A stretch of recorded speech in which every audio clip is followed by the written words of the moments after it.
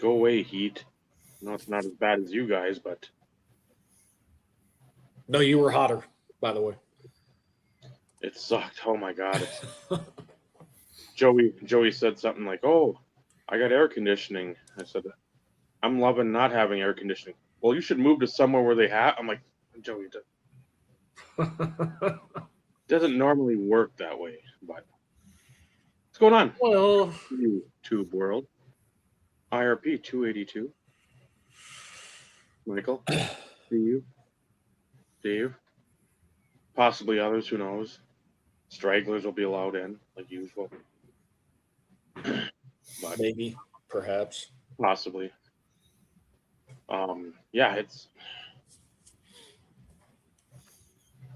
just warm. Who's who? Who's this? Talk about stragglers. Holy buckets! You got to be bored, Huh. Foxy. Holy hell! It's been a year ish. Yeah. Certainly feels like it.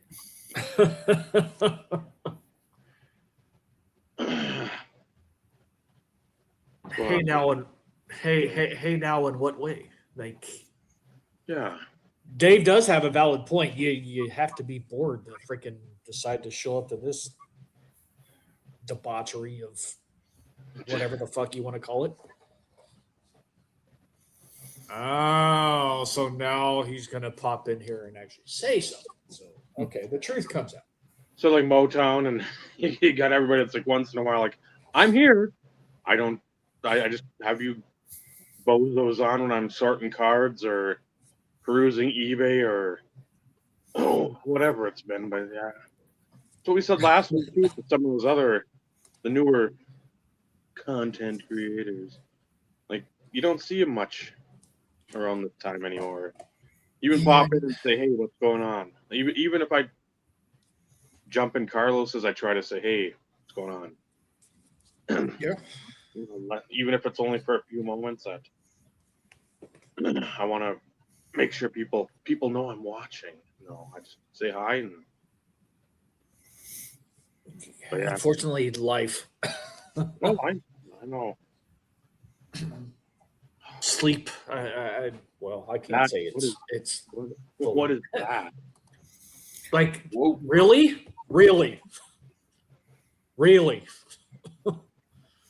This isn't even a freaking national conversation. What the fuck? This is literally the worst topic placeholder in the world. Are And one of us dead and this is awake? yeah, I don't know. I'm beginning to wonder.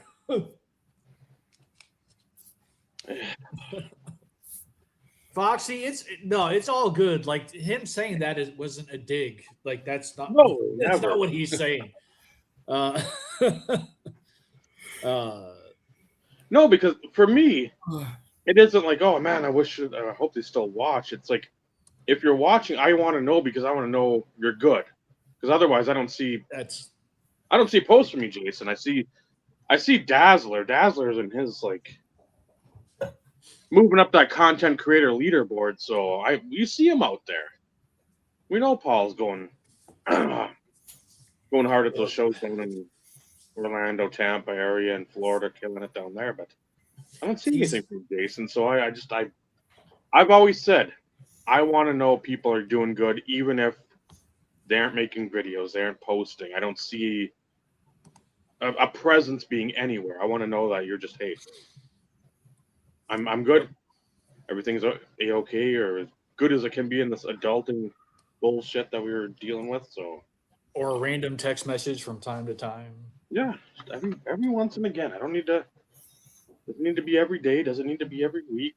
Even every month. Just pop in quarterly. That's unless again there's like devastation where you're at, and it's like, okay, there's a tornado, or wildfire, whatever the case may be, hurricane. Check in then, because that becomes a little more pertinent, and it's on the tip of your mind that, like, oh, I know people down this way. I hope I hear from them, if for nothing else, just to relay a message.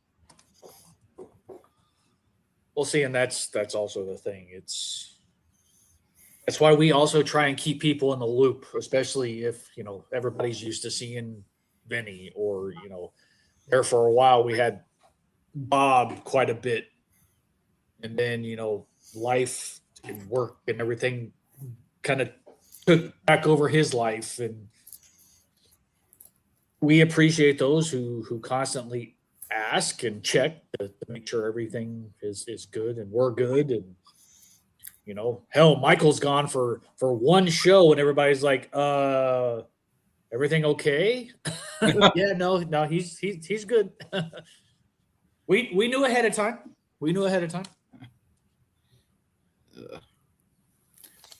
So, but yeah, I gave up constantly reaching out to people. It's like, take it for what it's worth. This is going to sound kind of shitty, but communication works two ways. And I felt like I was the one always reaching out, and I just fucking stopped. So, just saying.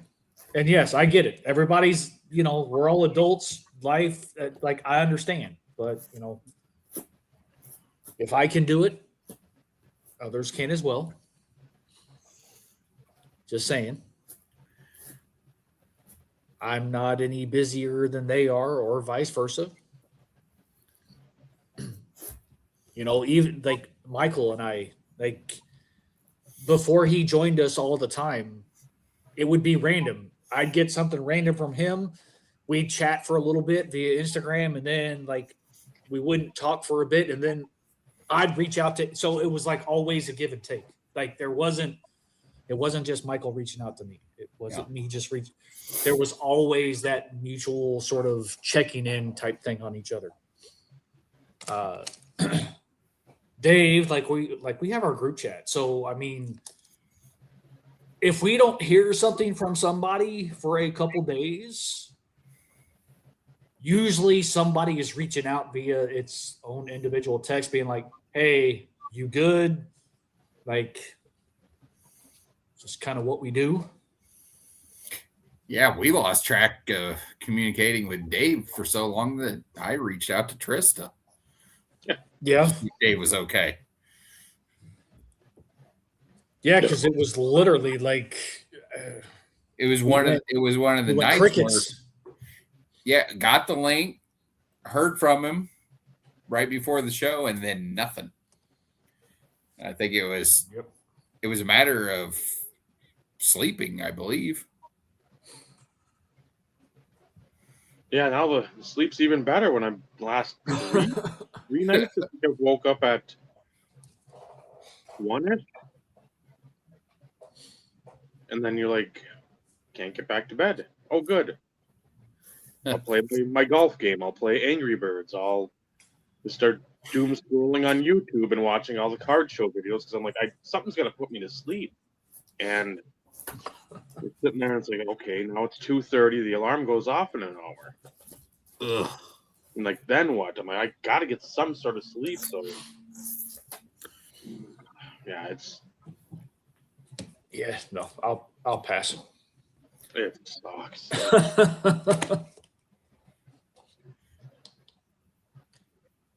Yeah, Brad's alarm goes off at 2:30. Hell, there's times in which that's when I'm going to sleep. Not often, but that's when I'm waking up to piss sometimes because I'm old. You're younger than me, and I don't even have that problem. Yeah. It happens every now and again. I'll be like, no, come on, man. Okay, I'll give you that. It does. There will be times in which it's you make sure you go before you lay down. Oh yeah. And if I happen to be, well, if I happen to still be up at like 1 o'clock, 1:30, I make sure I go to the bathroom again because it would be my luck, come 4:30 or whatever, I'm waking up again. My schedule's been a little out of whack, but I've got a lot of shit on my mind. Yeah. I wonder why. Yeah. 24 days. Is it down to that? 24 days. Yep. I wasn't sure what the exact date was. Yep. Only July reason I 20. know is 'cause it's the day before Naomi's birthday, and I think it's Bob's birthday. Well, you know what's even more fucked up? That's my late mother's birthday. Yeah. It's like, could you not have picked a different fucking day? But whatever. It is what it is, fellas. I will tell you this much. I've been working less and less. I can imagine. Still two things that need to be trained on. One, which could have been done today, and the guy who was actually going to conduct the training. Yeah, I'll be so glad to not have to fucking put up with this shit. This is one of the main reasons why I don't want to say I'll refuse, but I don't want to go back into any sort of management, leadership, whatever. Because, you know, I'm trying to do right by the guy who's kind of taking over to oversee the shit that's going on, right? Mm-hmm. So it's the end of the quarter. Typically, there's always some of these things that come in. Perfect opportunity to train. So I scheduled training, and of course, I get a chat from the guy who's supposed to do the training because I'm trying to test him, I guess, not in a bad way. But I get the, I woke up not feeling good today. I'll be able to, do my normal job duties, but can we do the extended warranty stuff tomorrow? And I'm like, no. I'll go ahead and do it because it's the end of the quarter. We can't take revenue on something if we actually don't fully action something. So yeah, that's not how the shit works. It's like, fucking really? Really?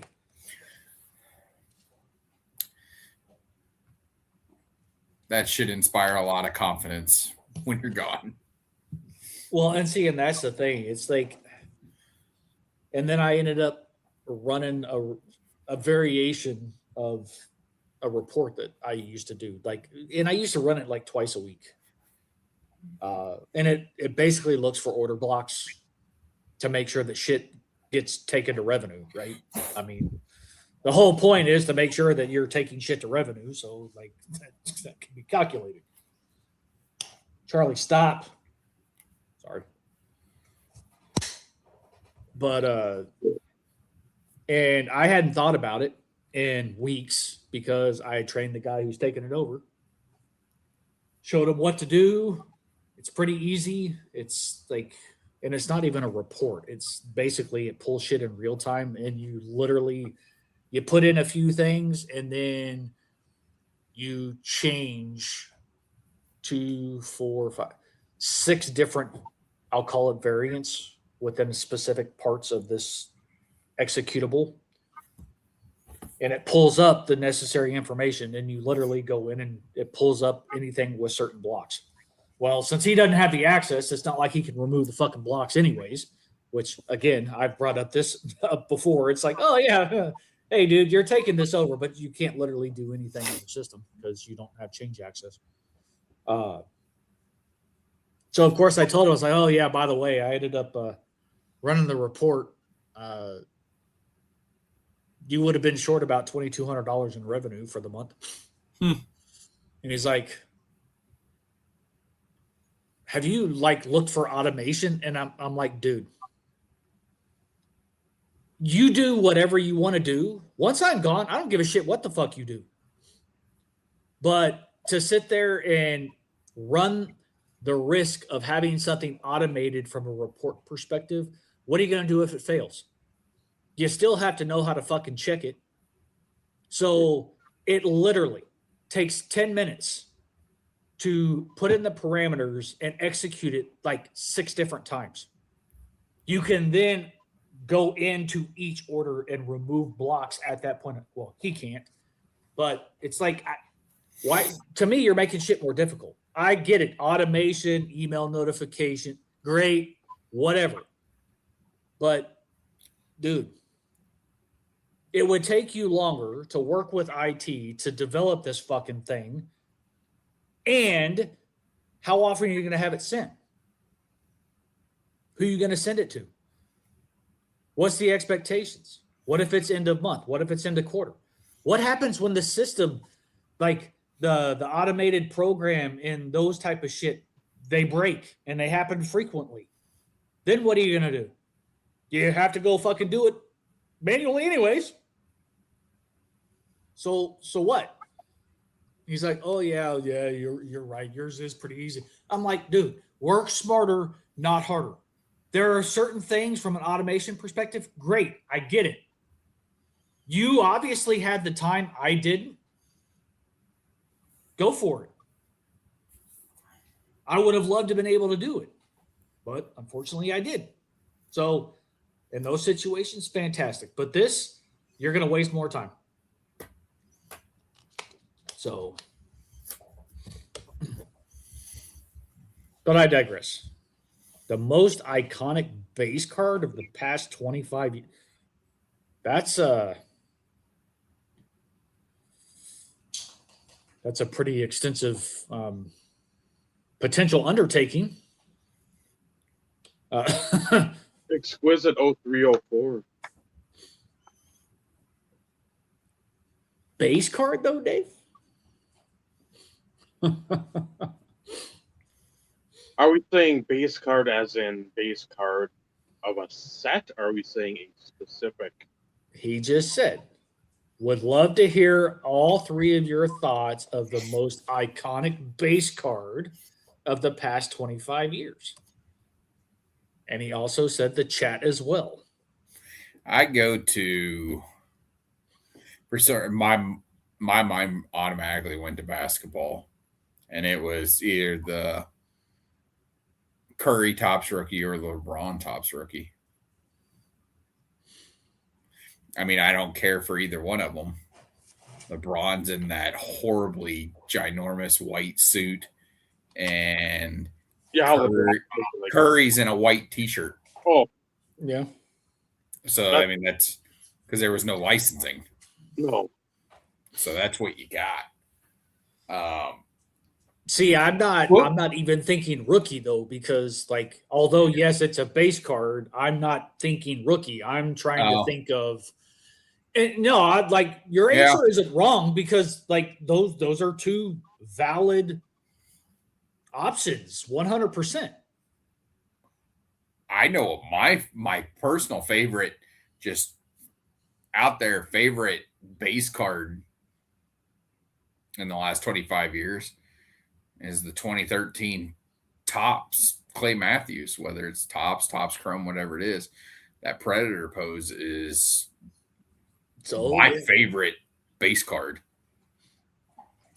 And for good reason. Like I could understand that. Like your favorite player of the time, your favorite pose, so to speak. It's a great looking card.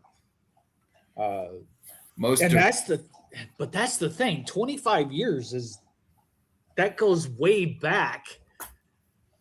But then it's like you also have multiple sports, and again, you went basketball rookie, the first thing, like, and that's where my mind automatically went to, is rookie cards. But those 2 were phenomenal examples. Like, again, like those aren't wrong in the scheme of potential iconic base cards. I'd go, yeah. I also like 2015 Topps Chrome and Topps of Clay, Sack, and Cutler. I mean, that's a cool image on a base card.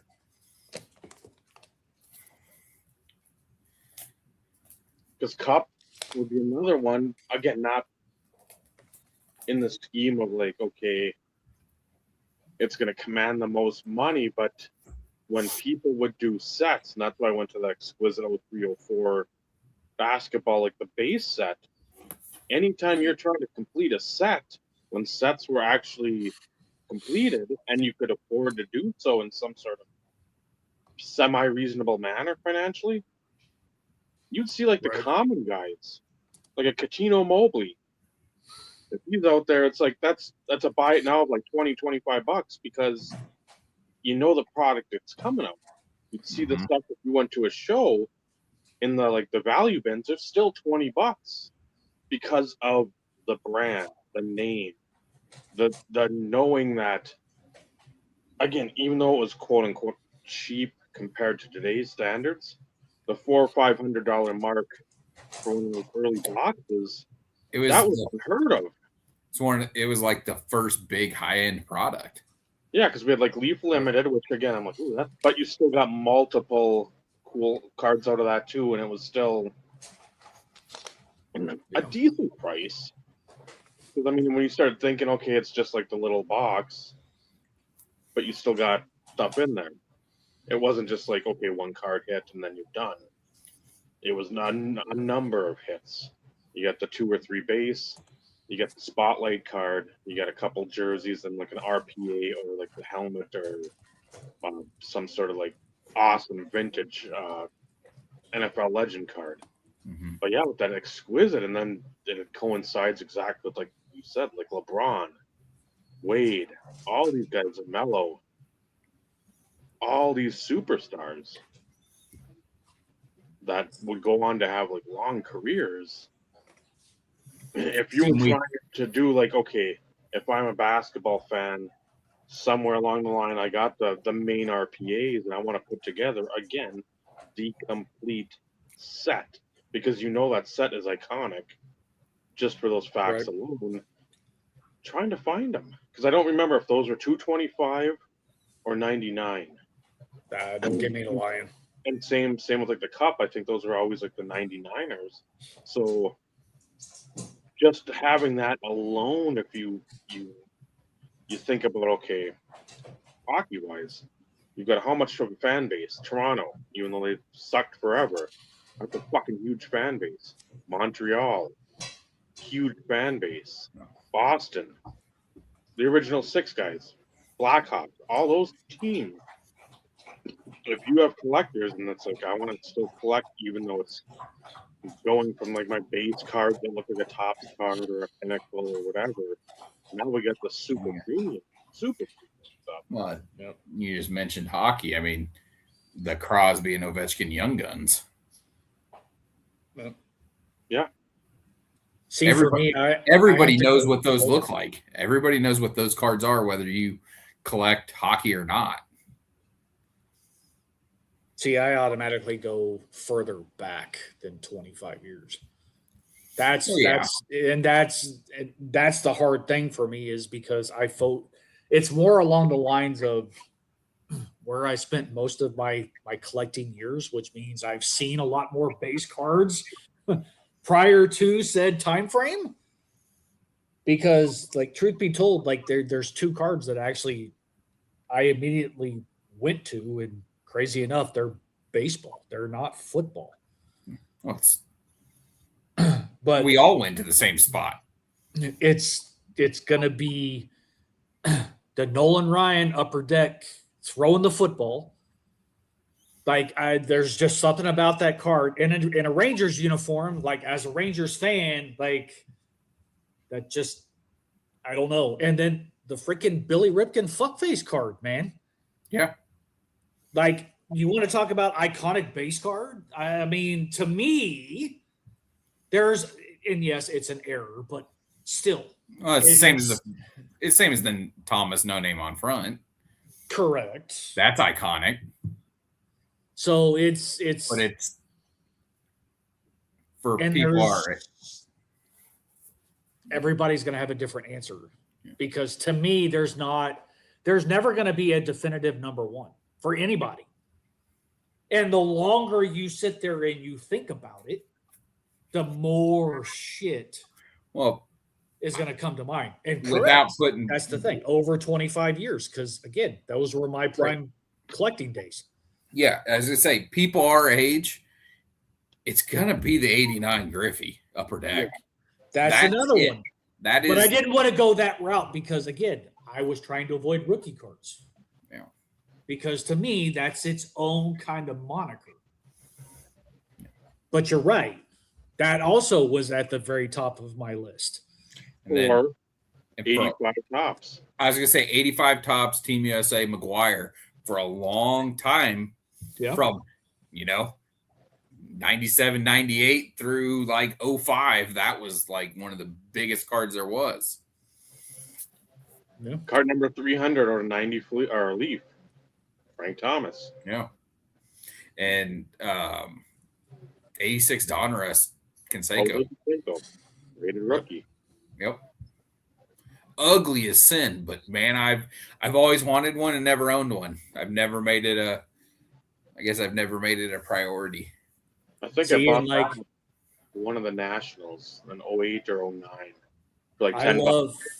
I love the 85 Fleer, Clemens, and Puckett rookies. Yeah. There's just something about Clemens that like it's a close up of his face, and then Kirby like Puckett it's almost like he's super thin. Yeah, because he was. Yeah. Well, but again, like because immediately everybody thinks of Kirby Puckett being this short, kind of pudgy guy, really fucking fast.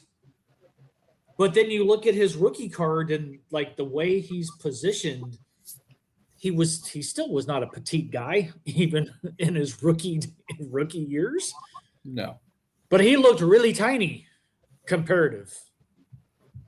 80. And again, these aren't, I would say, on the top of the iconic, but if you gathered collectors age 38 to 55. Okay. Mickey Hatcher, 86 Fleer, with that huge baseball glove. That fucking, I mean, it's like. Oh, yeah, yeah. 91 top Stadium Club, Nolan Ryan. The wind up in the fucking tuxedo. It's like, in the tuxedo, yep. And again, if I probably go through more of those upper deck, because they had a lot of those like goofball poses, and like the San Diego chicken would be intertwined with some of that crap. You have the Michael Jordan in 91 or what is it, 90 upper deck or 91 upper deck? Michael Jordan baseball card. It was an SP. Yeah. But see, again, that's the thing. It is so hard to come up with just one. And again, to find out what are we? Is it just all encompassing, or do we go non-rookie? Well, and that's why I said what I did. I know but that's what I mean too. It's like it's gotta. You almost have to filter out something, or this is the path you go down. Like there's something bright and flashy over there. Let me look, but there's something over there that made a noise. What's that? It was the 94 SP Rodriguez rookie card, the 94 SP A-Rod, the 93 SP Jeter. Yep. And then because again, they were still base cards. Because again, still base cards. Yeah, and then with you guys with Bledsoe and Bettis and TD, I mean, yeah. But and that's the thing. I can't limit it to 25 years. Yeah. Because that's not, although, yes, I've done a lot of collecting in the last 25 years, it was hyper-focused. So, like, I can't sit there. I feel like I would be doing an answer to that question an injustice because I don't know enough of. I didn't collect from 2000 till 2010. So I missed a big chunk right there. And when I did start collecting back in, I wasn't collecting base cards. Right. And I didn't open product. So I didn't see all the base cards either. Well, and that's the other thing. I was still collecting, but it was mostly like Topps Chrome, and I was trying to put sets together. the Jake Plummer. Yeah, With the 97 snake. chrome. Yeah. Yeah. You've got 98 score, and who's the one with that's in the fucking like the ball pit? Is it Edwards or no? There's a couple. That's what like there's a couple guys in that set that are in the ball pit. I don't know. But again, like they're rookie cards, and it's from '98, so it's it's longer than 25 years. So like,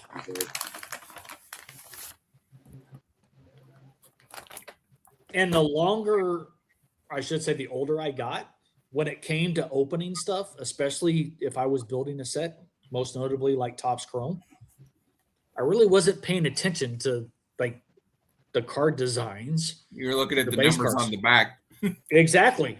And looking at who the rookies were. It's like, oh shit, man, this is so and so. Damn, that's freaking $60. Sweet. That's one less big card I have to buy. What's going on, Baz?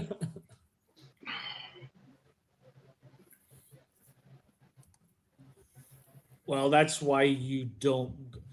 So Mike, for reference, when I was actually putting together Topps Chrome sets for football, that's back when you could afford hobby because they were about $100 a box. So yeah, big difference. And then it got to the point to where when they started doing patch autos and everything else, although it has been said that if you buy a case of Topps Chrome, you should get a base set with the rookies, as long as the rookies are not short printed, i.e., we're not talking those in patch auto variation. We are talking base and base rookies. Because every case that I opened, I got a complete base set with base rookies. So, and I know like Tanvir did it later on in like 2010, 2011, 12, because I bought quite a few. Well, I can't say I bought because he refunded my money and just sent them to me. Sets from him because he would buy a case, sometimes more. But that to me was more. That was more the chase. Was putting together the set, and hope that you got somebody big from an autograph perspective. Another one that popped into my head was the Kobe Bryant Upper Deck rookie card, the portrait with the Oakley sunglasses on his head. Oh yeah. Well, Shaq. shit. Anything from the Shaq Upper Deck motion. Anything from metal. 97 metal. Anything. Yeah. Because they were just fucking cool as shit. But I don't know if like that again, they're cool then, but as like the PMG craze started really taking off, then it became more like in vogue to go back and look at those. For me, if I'm looking at this, I'm looking, okay, at the time, Grandmama, Upper Deck, card number 1. Him at the with the like the headset on, talking on draft night. That was huge then, because I remember my dad doing like work study for the UWS football team. And so he'd just be like the equipment guy, just because he still wanted to be around football and love football. And I'd go on the trips with them. And I still remember some of the guys like opening packs on the bus rides and like trying to pull that. And you get like a Mark Macon instead. And like, I don't know, I like him, but that's not Zoe, and that's not Larry Johnson, that's not Dikembe, stuff like that. But any of those Upper Deck where you had the 3, because I think there was somebody else in Upper Deck hockey. I don't know 90, 91 or 91, 92, that had like the slap shot. I don't know if it was like Potpourri, where you have the boom, boom, and then connecting with like the puck, and just as he's following through like that one. I vaguely remember that, but again, I don't Stuff know like who that where it wasn't a normal like, hey, this guy just got a hit, Yeah. or he's sliding into second, or so just sort of the ones that like you remember as a kid, like, man, that's fucking badass. The And then Deion Sanders horizontal upper deck. Yes. Yeah, but So- that was an SP. Was that the SP where you went from baseball to football or whatever? Yeah. Like Yeah, the that's transition? that was an SP. Okay. Again, still would be quote unquote considered a base card because it's not like it's numbered. But it's not And one that's like a pat it's not list a out or whatever. it's not a card number 232. Yeah. Right. But again, that was another thing because I love that card. And that kind of immediately kind of brought in, it was like, oh, first, that's actually the first thing that popped into my head. And I'm going, oh, yeah, well, shit, that's not a base card. Because that's one of my all time favorite cards. Yeah. Or the Frank Thomas 91 upper deck when he's flicking everybody off on the bench. Like giving the guy the mean mug and like looking down the bench. All you see is and no Utz unless like Menards might have it. And I haven't been to Menards. I remember the Johnny Kilroy. Yeah. That's a good one, though, too. That's a good one. But that's the thing. Like, the longer we could sit here, the more we could probably think of stuff. And then again, too, But it's just not going to be in the last 25 years. That's the thing. The 25 years we'd have a couple here and there, but the bulk of everything is going to be pre 2000 for us. Somewhere, and yeah, see, that would be 99 as well. I remember the photo. I don't know if there was ever a card. I think there would have been a card back. Like Ditka and Ricky Williams, the wedding dress. Yeah, I'm like, I don't know if there was a card. That's the picture. No, it was the cover of Sports Illustrated, wasn't it? Yep. Yeah, I don't think they ever made a card. That would have been something. Just because, again, that would have been an ultra specific moment, and if you didn't know anything about football, and you're like,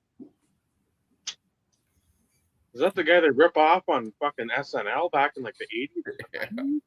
Yeah, definitely no card. But like Michael said, that was the Sports Illustrated for kids. Tiger Woods was a monster one.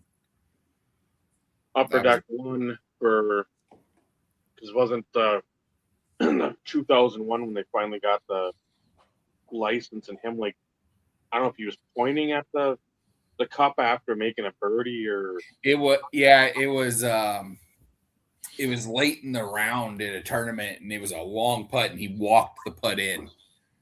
Like he that, started walking the putt in, and he was just pointing at the hole. Anytime you can get just like the vision of what was on the card, that's I think when you start separating the iconic factor, because if you can remember like an exact moment that's portrayed on that card, even if you don't remember like hey, this is at the it's so and so. Yeah, it's so and so from this specific product. That's why that plays such a big part in the cards that I like to buy. When it's specific, the moments that makes a card more desirable to me. Because nothing frustrates me more than whenever the card will mention some kind of achievement or something, and the photo is not from said achievement. Right. One of those that I almost bought the card multiple times, and then I looked at it and I cross-referenced and checked, and I'm like, that image is not from the fucking game. And that is the finest moments George Brett 3000th hit auto. He's in his home uniform in the picture, and he did that on the road. So the image isn't from that game, so that turned it off for me. Right. And It is. And Panini actually did a really good job with it all the way up until this final year when it came to their like Super Bowl champions cards and everything, them sets. Rogers is in a couple champions and Super Bowl sets from this final product, and none of them are images from the Super Bowl. It's Mike. It's Mark Jackson, by the way. That's who you're thinking of. And there's another one that was just there was another one that was uncovered of some. Yeah, I saw that too, but yeah, it was the Mark Jackson. Yeah, that was the main one for the majority of the years. So I'm going to throw everybody for a loop, and I'm actually going to go full on whole set for base cards. Donruss Studio. Yes. I go a year later. Okay. 92 But Bowman. Yeah, 92 Bowman has. Okay, yeah. It's iconic for I bad could give reasons. you that. I could give you that. You go from Bowman, which we could find pretty much anywhere, and we were always passing it up. Because it's like 89 jumbo, 90. I mean, again, but everything was the same picture. It was almost like Topps Heritage. You just had somebody sort of like looking off into the distance, especially for like the prospects and rookies. 91, same deal. And half those, if you go and look at some 91 Bowman, they look almost like really touched up with like paint. And 92 comes along, and it's like senior pictures for all the draft picks. Cliff Lloyd is one of my favorite cards of all time. Him dunking in like neon green or aqua shorts or whatever it is, in like some button down like striped shirt. I'm like, I still haven't got that set, and that's still one that's high on the list of shit. If I ever move more stuff, that's going to be one of the things. I'm like, you know what, dickhead, fucking get it, just get it done with, because that is. I want that set. Yep, there's so many things in there that you got a deep class of Hall of Fame rookies, and then real rookies at the time that were great, and they didn't do anything, but guys that had long careers. How in the world had none of us bothered to bring up anything Stadium Club? I did. When? Did I miss that? Nolan Ryan, 91. Yeah, the tuxedo. Yeah, but that was one specific card. I'm just talking like in general. Stadium Club, period. What's it known for, though? I don't know. What is Stadium Club known for, Dave? Oil? First day production? Super teams? Inserts. Yeah, inserts. Well, I mean, there's the iconic photo of Griffey with the hat on backwards from Stadium Club. But like any base card, almost from any year. Brett Favre's second year Stadium Club being worth and more desirable than his rookie card Stadium Club because it's the first time in the Packers uniform. Well, that in the extended series too, so it was like a leaner print run, I'm believing. Was it? Because I think it was 300 or 350. The packet is here. The notebook is inside. Oh, good Lord. What, you're looking for the card number? No, I know it's a 92. It's like card. 68, number 683 is the 92. 300, 100. Series 1, Series 2, high series. So yeah, that high series he's part of, and that it had to have been a lot more limited because you've got, oh my God. Like even like your Troy Aikman Members Choice is $4, and again, this is from whatever 17, but still, Marino is 6, Jerry Rice is 4. Where those usually were half the price of the base card, the regular base, those Members Choice subset cards. Deion Sanders, $3.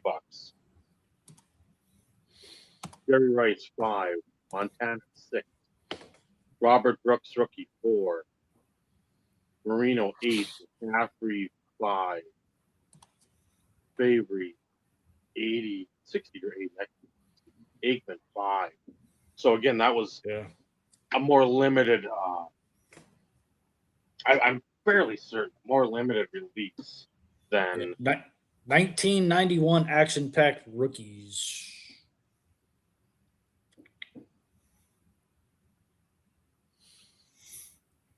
Interesting. Well, it wasn't its own subset, but 91 action-packed Atlanta Falcons. Favre as a rookie.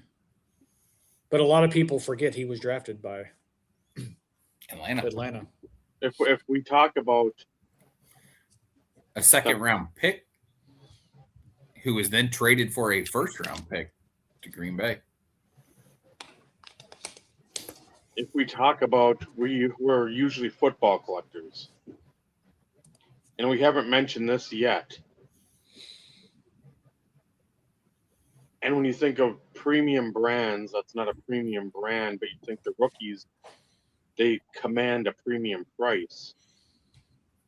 89 score.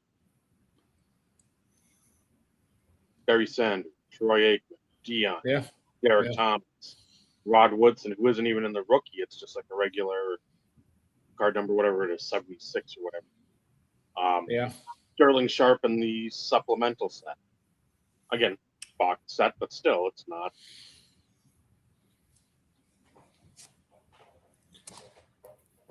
Yep.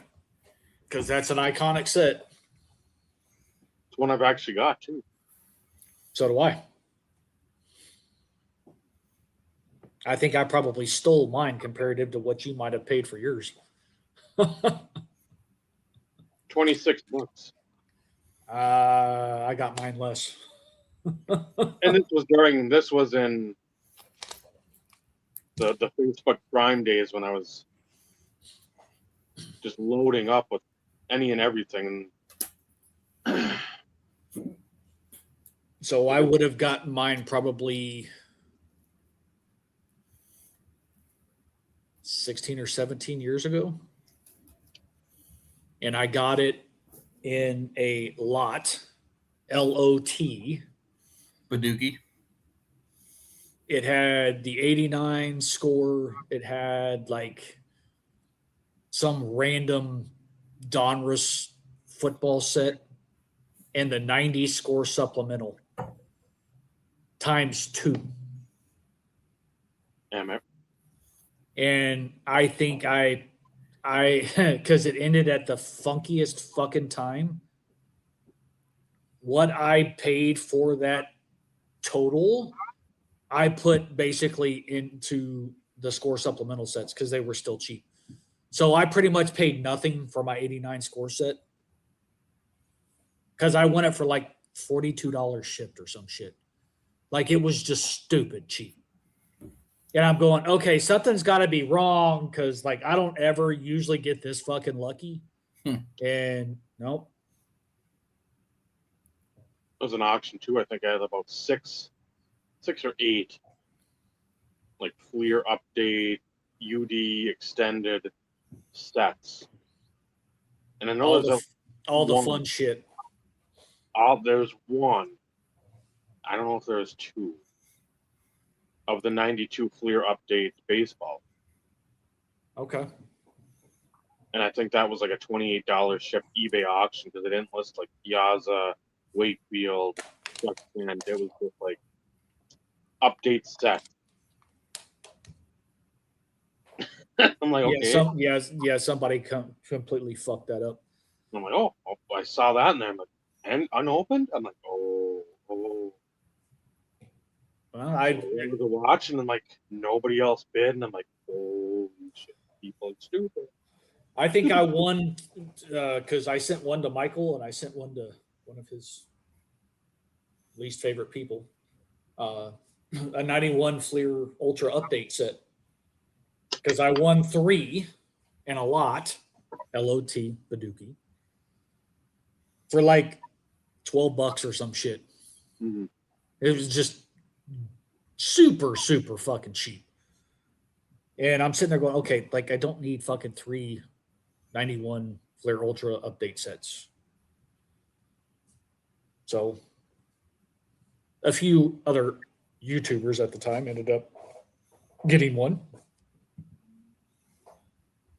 But that was the and here the crazy thing too. And I don't look at it near as much as what I used to, but I still feel as though for whatever reason, everybody write this fucking down. June 30th, 9:05 p.m. Central Standard Time. Why people still list shit as sets blows my mind. Because they will never get the price if they would just sell the single cards of value. Mm-hmm. So, prime example. I could have bought, and this, I still kick myself in the ass for this every time I think about it. And truth be told, I can't even remember what it sold for, but like, I still should have figured something out. 2001 Topps Chrome Football. Okay. Largest set that Topps Chrome ever put out. Everybody who knows football knows the rookie crop in 2001. Vic, Tomlinson, like Reggie Wayne, Chad Johnson. That like the list goes on and on and on and on and on. Vic, Tomlinson, Breeze. The three main ones. But anyway, somebody listed the fucking complete set.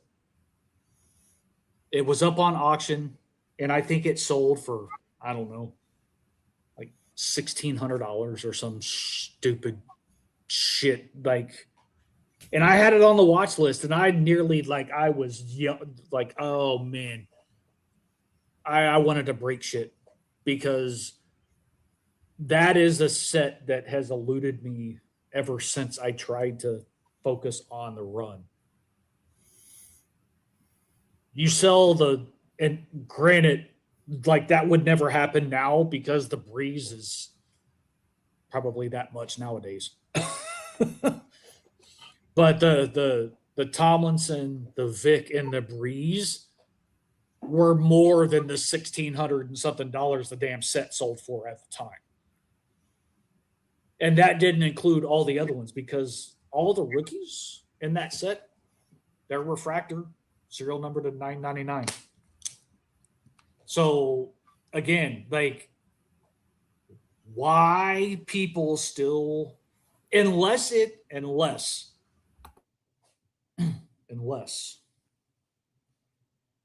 is factory sealed. There's something special about factory sealed sets. Even then, they still don't sell for what the individual cards would, but there's still something about factory sealed sets. Let's be real. No, that Topps Chrome, that was never a factory set. Correct. But yeah, now you couldn't even touch that no matter what, due to the fact that I would be willing to bet if you found a Breeze out there that wasn't graded, would be stunning. Same with an LT. Same with the Reggie Wayne. Tyrone picked up Deuce McAllister recently.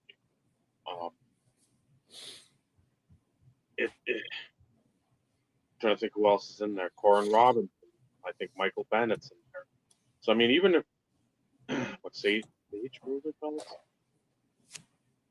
but you had so many guys, and yeah, if you find any of them, good luck. But yeah, it's again, like to this day, it makes me sick. Because at this point, the only way that set's ever going to be complete is I get lucky, one, and find even just the base set, just to start with, all the stars. You could find maybe a few lots of some of the lower end rookies. But by the time everything's said and done, all your mega stars, Oh. you're probably looking at close to $5,000. Yeah, because even those rookies were the $9.99, they are.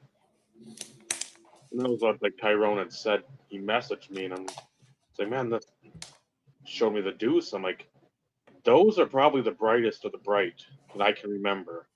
If I'm just going off of like memory alone, those ones They're just clean.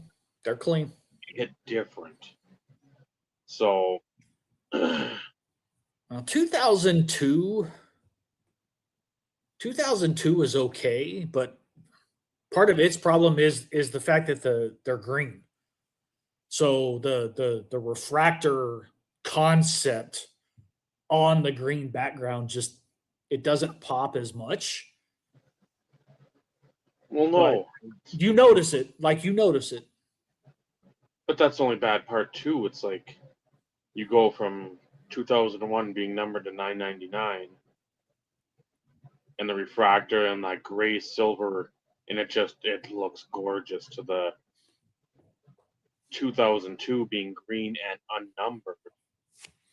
I mean, you go from straight value alone, and again, yeah, you're not going to pull X amount of rookies or whatever. The year before, I think there were like one or two a box. Well, 2001, I think you were lucky if you got two. Yeah. But here's the crazy thing. So, 2002 was even kind of marketed where roughly that was about the same, like 2 to 3 per box.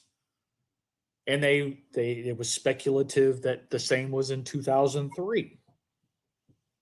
Well, I know from experience, 2002 and 2003, you got a hell of a lot more rookies in a box than one or two. Yeah. So just let it be known. Yeah, and secondary value of like the minor rookies is not there. If you're putting together an 01 set, you find, like I said, some of those like the Corin Robinson, who at the time was a big receiver for NC State, Seattle. It's like, okay, yeah, that's probably a $20-$30 card. Now, not so much, but you're still probably gonna pay something. Or like, if you look in some of these value boxes or whatever, people have just like a couple bucks or whatever. You find something like that. That's something.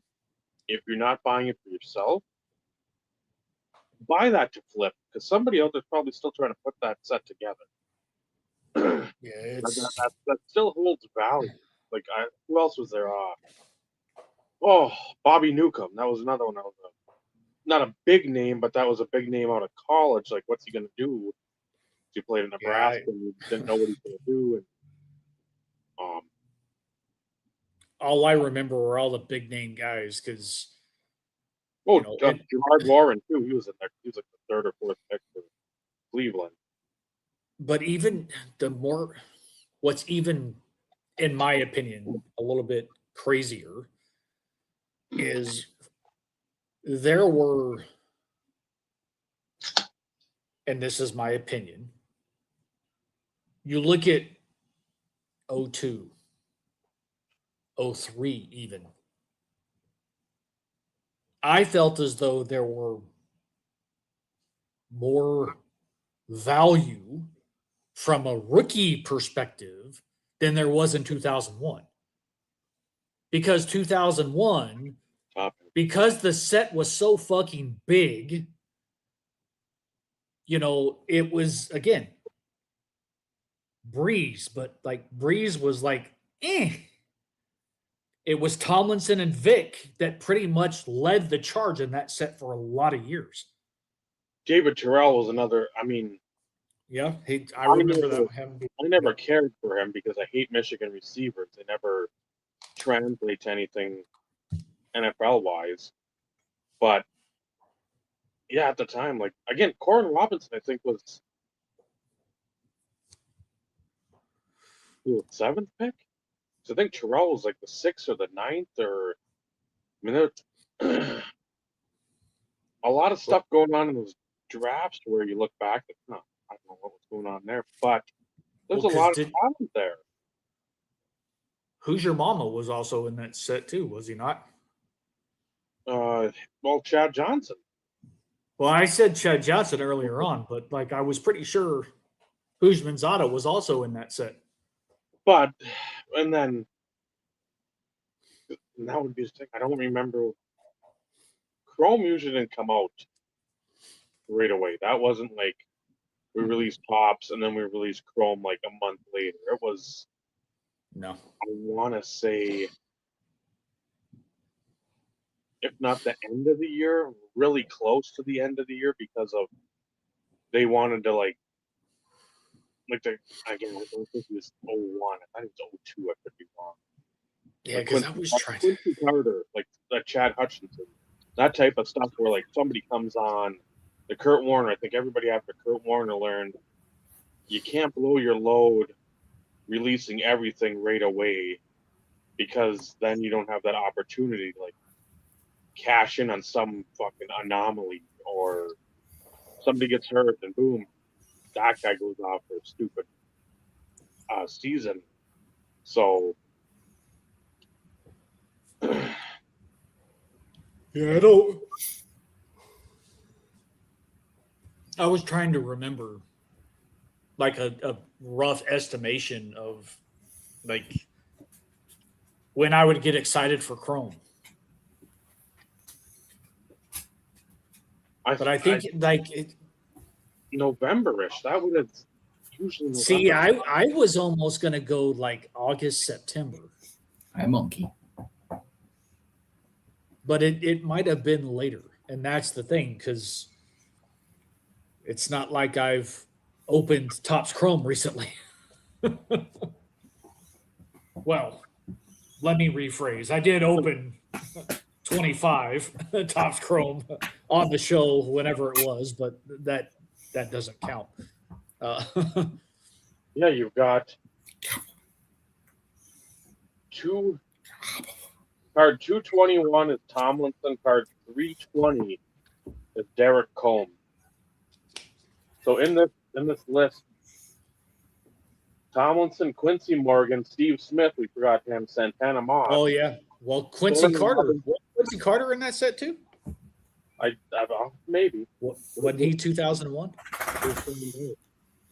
Kevin Casper, Corin Robinson, Jamie Henderson, the big D tackle for Jacksonville, I think.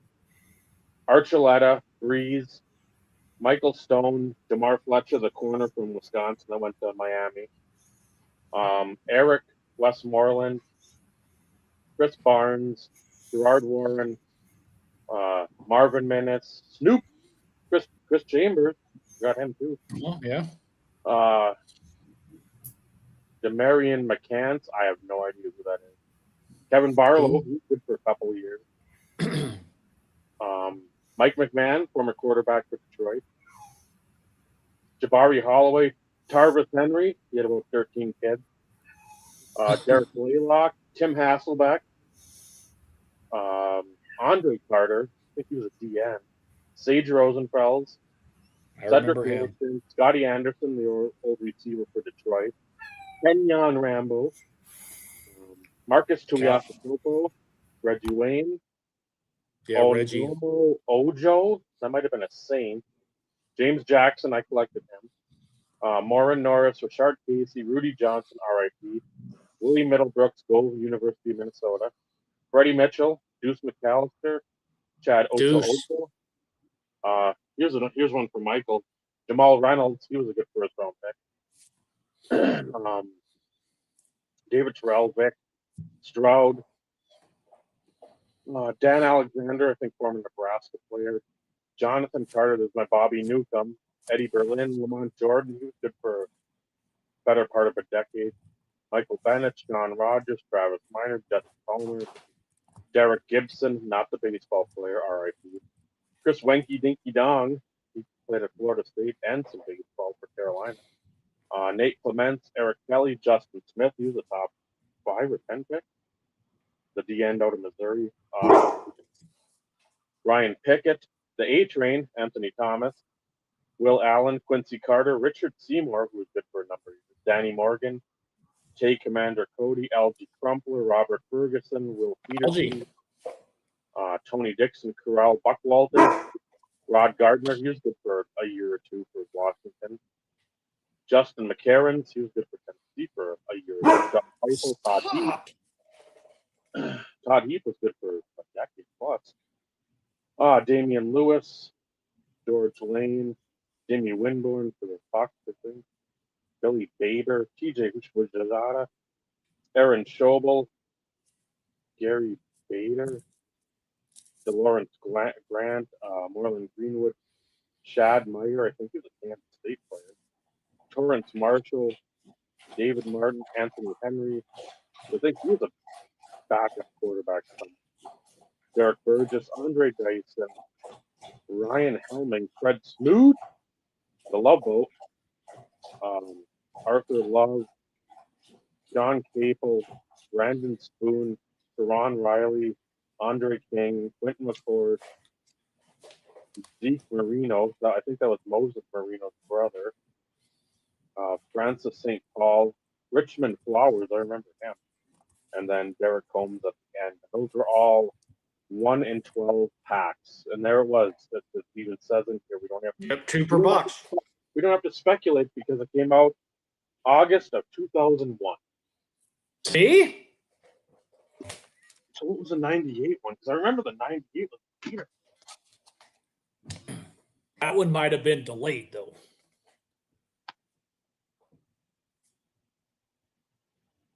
So, yeah, 110 rookies, and I don't... Yeah, they didn't even look at the date of that. So. Was that the standard?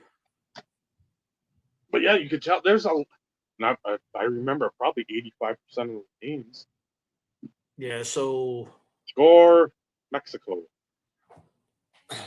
So I guess that was close to standard then. 100 to 110 rookies. The reason the set was so big probably had to do more with the added veterans, additional added veterans, I guess. Let's go back to 2000. Well, no, 2000, I wouldn't be a good marker either. Those were 1250. So. Well, yeah, because 2002. Yeah, even like 2003, 166, 275 of these.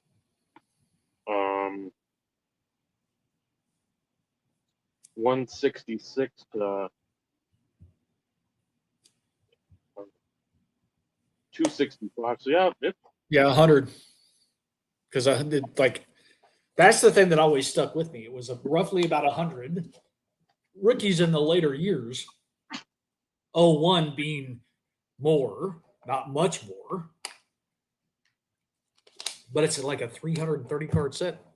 2001 is, I think. Yeah, 320. Still, yeah. So, but yeah, it just it's still it still makes me sick. Because truth be told, I should have bought it even years before that. Because it's not like I wasn't doing or collecting Topps Chrome. Mm-hmm. I guess it was more hyper focused on the newer sets as they came out and didn't, because I put together 96 Well, so 96, 97, 98, I built through boxes because there were not 100 rookies. The sets were like 165 or 170, so smaller sets. And Didn't rookies need to buy. sprinkled throughout.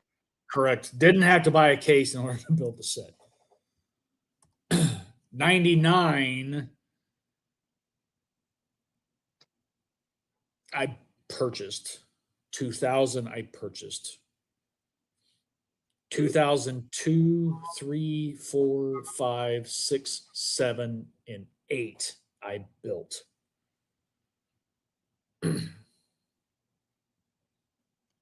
Yes. So 02, 03, and 04, I did it by multiple boxes.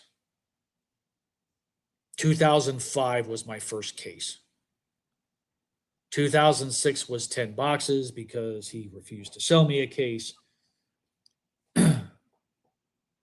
2007 was a case. No, I take that back. I bought 2008. I lied. Well, I'm trying to provide correct information here. 09, 10, 11, 12, all the later years. In truth be told, I can't remember which ones Tanvir ultimately gave to me, but I would have purchased. And I'm using air quotes because he refused to allow me to. I think he kind of made me pay shipping because he refused to take my money. Even though I paid for it through auction or whatever. And then when I was like, why the fuck am I getting a refund? And then I realized who the fuck it was. And he's like, dude, just send me money for shipping. I'm like, no. He's like, dude, just, okay, fine, whatever. I'm not going to argue with you. And that was 2 different years. I know for a fact it was 2 different years. 12, 13, 13, 14. Maybe it was 11, 12, 12. Anyways, it was back-to-back years. So currently, 2001 is definitely missing. 2015, I just haven't bought, which I need to stop putting that off and just fucking do it. 24 and 25. 24 is more expensive than what I'm willing to pay, especially since it's not licensed. But again, it's one of those in which I'm a Topps Chrome guy, so kind of need the set. I'm letting 2000 or I'm letting 25 die down quite a bit because I feel like it's still overpriced. But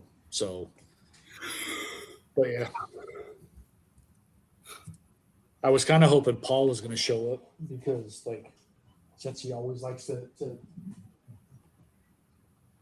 maybe he'll watch this in the replay. I'm willing to bet you this shit was not on anybody's bingo card. And since Paul likes to make fun of this,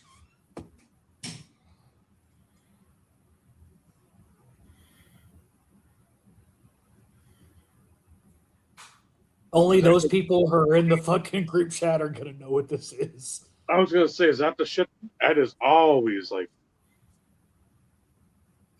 So, no, this is the shit that Paul likes to make fun of because during the Broncos run to the AFC Championship game, Yeah.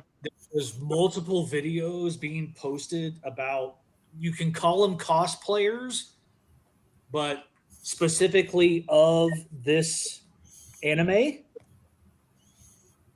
And I know nothing about it other than the fact that they're anime chicks and horses. I get all my information on it from Lon Maya. So there's a name. Yeah. It's one of those that I knew this set was coming out, and it's got a huge following. And again, a lot of the sealed stuff for TCG, it is literally for investment. And for the price I paid per box, I bought the lowest amount that I could at 4. But it's like, yeah, for the price point, it's almost like, yeah, here, take my money. Because I think it's going to actually, I think it's going to do something. And again, because of the fact of the cult following, and again, it didn't last very long from an availability perspective, at least through the source that I get it from. So yeah, I bought 4 boxes. I'm reminded, not to jump off subject quick, but why I don't watch soccer games. Which Like is why. everybody gets shot, and like anytime somebody contacts somebody else, I thought flopping was bad for like SGA. I mean, this is soccer is where they all learned it from. this is absolutely abysmal. Well, that's only because some people are literally terrible. Well, Like no, there are times in which, like, of course, okay, let me take a step back. I can guarantee you, in my years of playing soccer, when we went down, it was because like it was legit.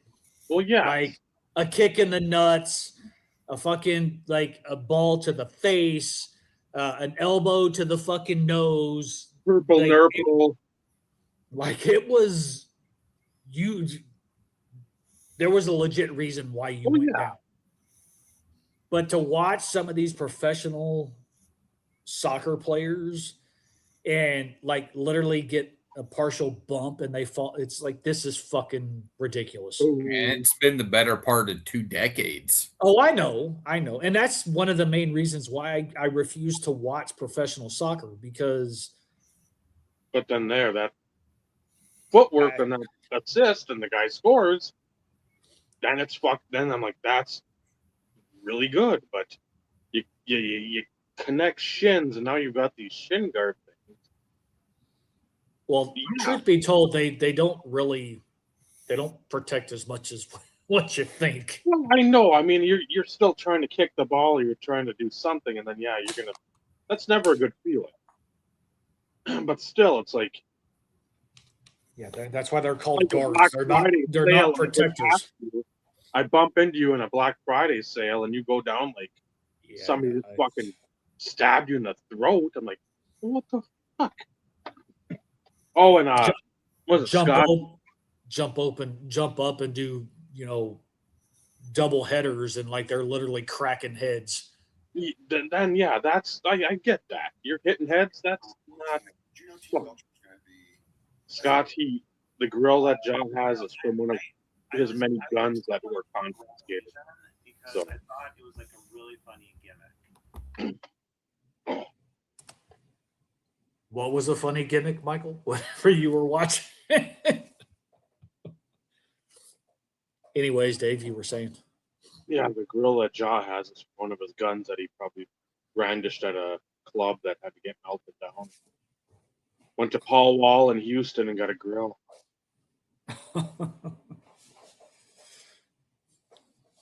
But yeah, now the basketball news is going to be nothing but the same fucking dipshit for the next until he signs. Stupid fucking LeBron. If anybody out there thinks that he needs to retire, if he's better than fucking MJ, I'll take a sledgehammer to your fucking head. He needs to retire. That bitch does is fucking chase championships. Chase a roster where he can go. He can't fucking build anything himself. Well, he's never gonna. Look at Bronny. He's never gonna match championships. Like, he just needs to stop. It ain't gonna happen.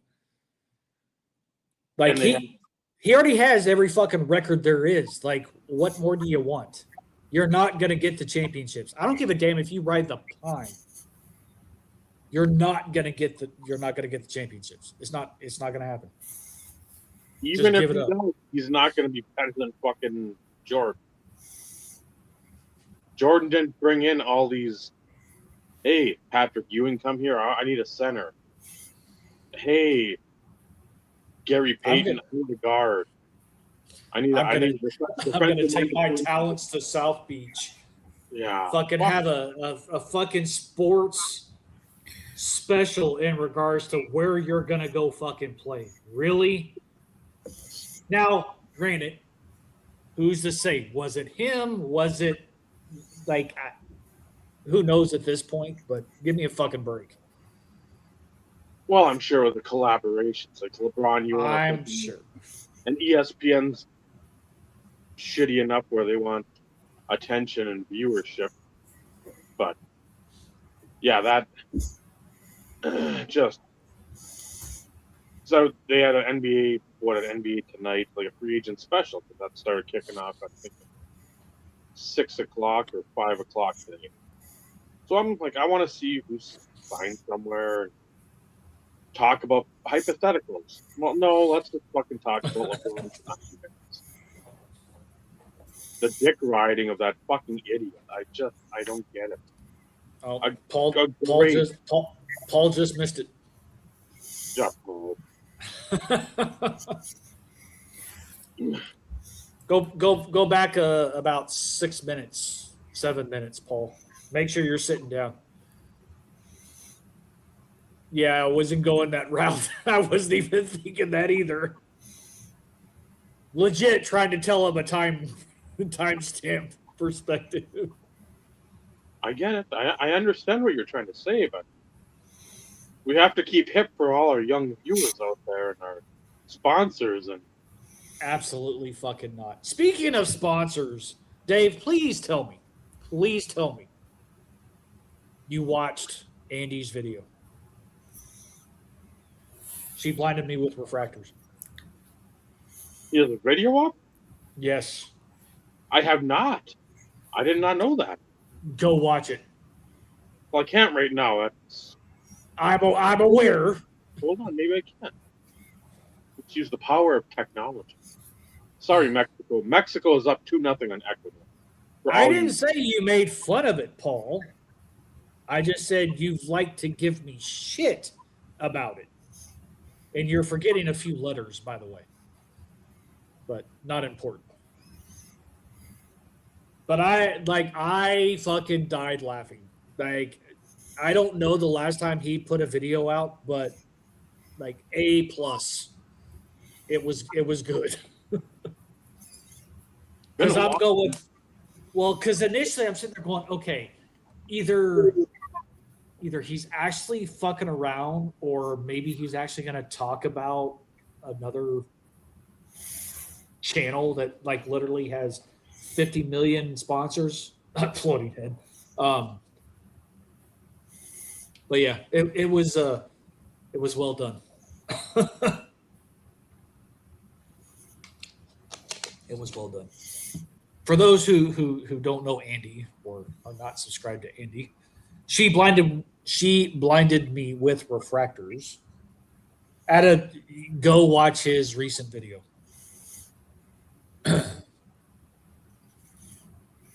I laughed pretty hard in a few places.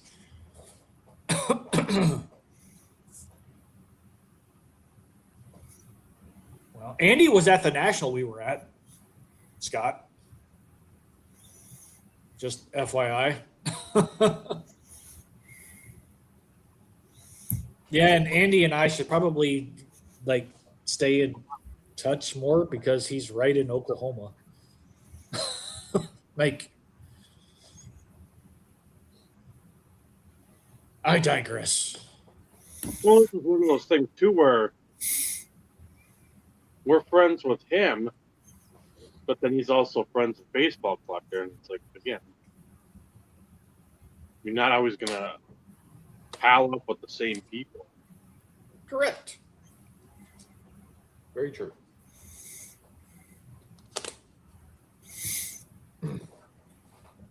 Dave is hyper focused on Andy's video. Well, I'm trying to like I should have just went through the. Just put it on your like. It should have come up in your feed. Well, I'm near the end of typing in the. Oh. Oh, was Andy on this week? Shit. Oh, what was that? Yesterday? Didn't he do something yesterday? So, Scott, I'm assuming you're referring to the show he did yesterday. Yes, because I thought I saw something. Because I know there was a multitude of things in the topic or in the subject, I should say, of said. Okay. All good. Not important, really. I was just curious more than anything. But Dave, at a bare minimum, find it, put it on your watch later list. Just like what, 7 minutes, 8 minutes? It's not a whole lot of time. Of course, I could freaking link it, and send it to you that way, Dave. Did you find it? I found one Ed should be chirping about. Bald Rhino. He's got a new video up 7 minutes ago. Well, that's a little too soon for me to be watching. Yep, here it is. I'll link it to you, Dave, so you can go watch it. Say I need to get a new remote. This thing is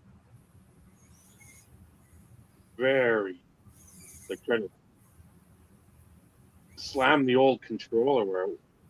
There we are. What did you find it? I found a 90s Griffey in a local toy store. That's not the video. Speaking, going back to iconic cards, have you guys seen what the market has done to the Griffey blowing up the big bubble? That was the other card I was going to, the 94 or 5 Pinnacle. Yeah. Those have gone stupid. So really? there's people out there pumping them up. So they're going to dump. They're just doing the pump and dump. But I mean, those cards could be had for, 15, 20 bucks. And now people are paying stupid money for them. Wow. Well, I'll link that. And you're not in the group chat, obviously, but it's one of like the ringleaders or whatever it is. Like 95. That cool foil and all like the eagle and the rings and one of those type of cards. And I'm like, again, I've always enjoyed that set because there's a lot of shit going on. That thing went over like $100, which again, I don't know if it's like a 1 in 12 or a 1 in 24 card, but it's like $100 for that. Again, I love Griffey. We all do. And I think he's got more moments than the guy I'm going to compare him to, but there's an uncanny comparison where you had a number of years that you were top of the fucking food chain, then you got hurt, and then you kept getting hurt, and then the star didn't necessarily fade, but the people that came into the scene at that time didn't get to experience the full glow of the star. When it's Griffey and it's Trout, it's the same. You had great defensive plays, massive home runs. Only thing with Trout, you don't have any postseason success. But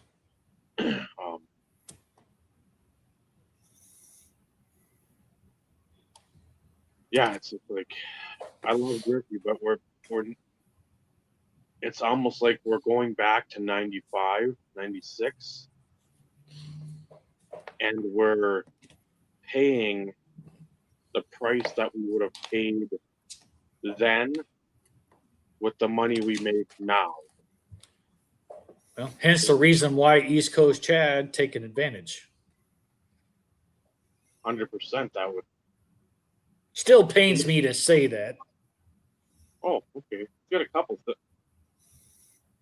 Really? So I texted you the link, Dave, for the one I 2 was years referring. ago.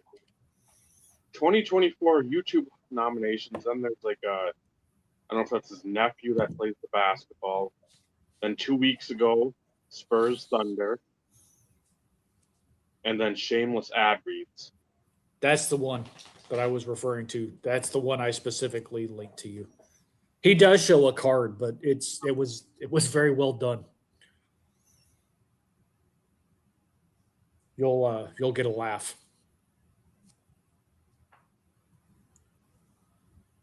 But yeah, it'll be interesting to see because, what cards specifically Thundering has at Golden, since those have to be graded before they can be sold.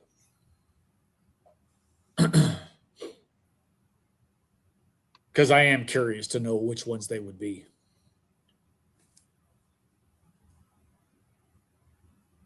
Yeah, he had a lot of, and again, not grippy stuff. It was a lot of.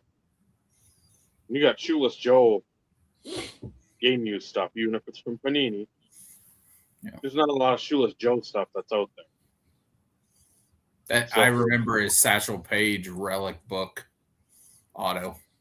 He did, yeah. He went through that like one of the slideshow thing, quick, but it's still like that's one where you're like, good, now I get to pay attention because there's a lot of shit there that was like I just remember. Do you guys remember his Hunter Pence PC? He had some awesome Hunter Pence stuff. But I don't know if he moved all that during the World Series run for the Giants, or I don't know. I always knew him more specific as Griffey, and then some of the crazy stupid shit from time to time that he would end up showing. Yeah. Because and by all, like, I'm not trying to make excuses, but YouTube has always had its moments of where sometimes you can find recent videos of your subscribers, and then other times it's like, why? Case in point, I tell you about a video that he uploaded today, and you're like, what? What do you mean? And then, and I know I'm not the only one that happens to, obviously. Then the crazy thing is, with the expansion of social media and everything and all the different platforms that people are doing card stuff on, we come to find out Chad's probably wasn't even in the top 25 Griffey collectors in the world. Probably. That's not an incorrect statement. Yeah. The guy that was selling off all those embossed refractors and everything last night, he's a monster Griffey guy. Where's he out of? Is he out of Minnesota? There was a guy moons ago. Well, I don't know where this guy's out of because all his stuff had to go through authentication. All the stuff being sold. Let me see if he's got anything cheap. Okay, this should be able to tell me. You might remember the name from. This guy's Prescott, Arizona. Okay. It's all Griffey all day is the eBay account, but in his thumbnail picture is an essential credentials Griffey. Of course it is. That are 5-figure cards, maybe more. There was one guy that was on the boards. I think he's from Minnesota. Magic Papa. Mm-hmm. That he had so much of that 90s stuff, and even 90s, like the mid 2000s, late 2000s thing. Pretty solid for it if you really wanted it. But yeah, there's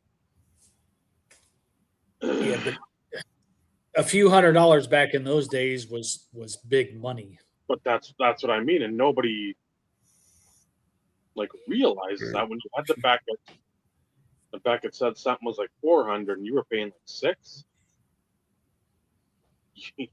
People are like, what? Yep, you're paying over book value? What? And over high book value with that. Yeah. What are you doing? So yeah, so you almost wish somebody had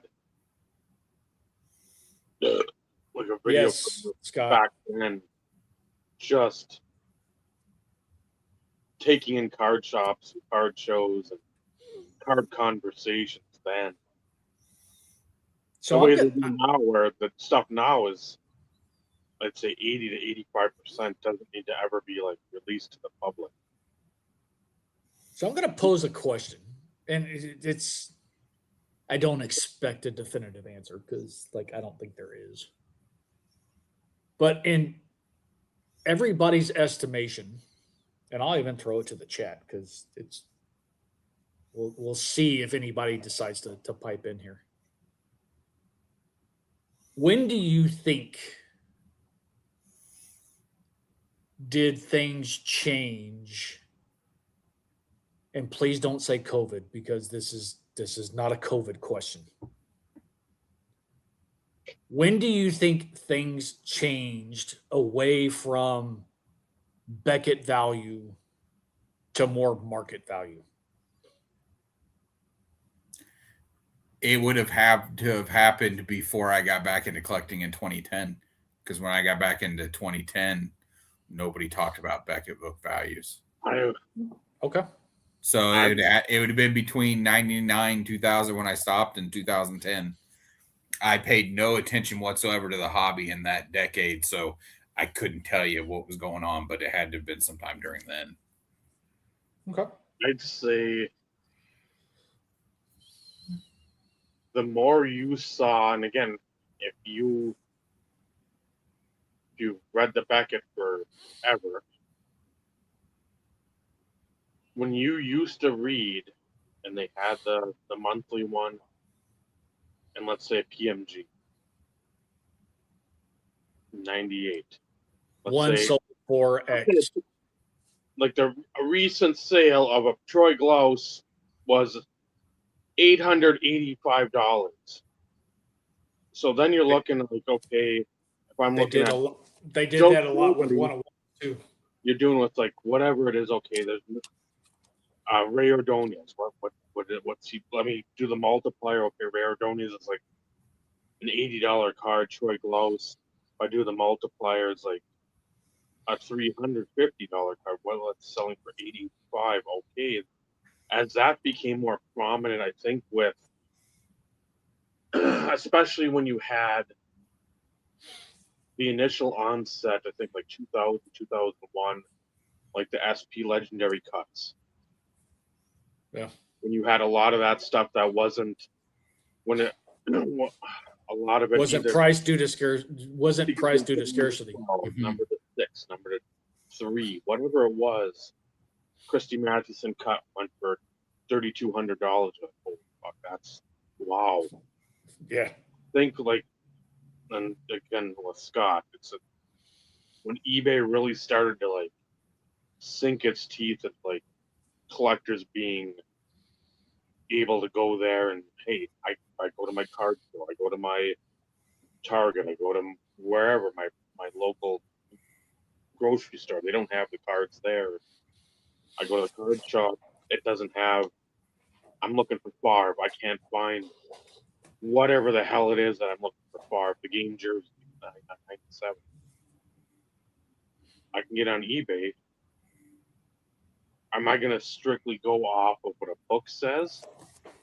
If every card shop had this card, and I was able to pick up said card or buy said box if I wanted to buy whatever it was, 97 Pinnacle, totally certified. I need to get a box of that. I need to bust some packs. I need to get 8 cards. I just want to bust packs. I like it. If I can't go there and I can go to eBay and I'm paying either more or way more, but you know what? I'm paying for what I want. It's always been that thing where if I can sit there and get what I want, and I'm not being like, again, let's say the Favre at the time book for whatever, 350, 400, maybe 500. it's like if that thing's like $600, like it's a 1 in 2,500 pack full. There's 15, 20 subjects in the pack. So again, you're starting to do math. But if I just pay the fucking price, I got the card. I don't have to sit there and jump through hoops and hope that somebody sells something cheaper, this or that. If that's the copy I want, which I deem appropriate for my collection,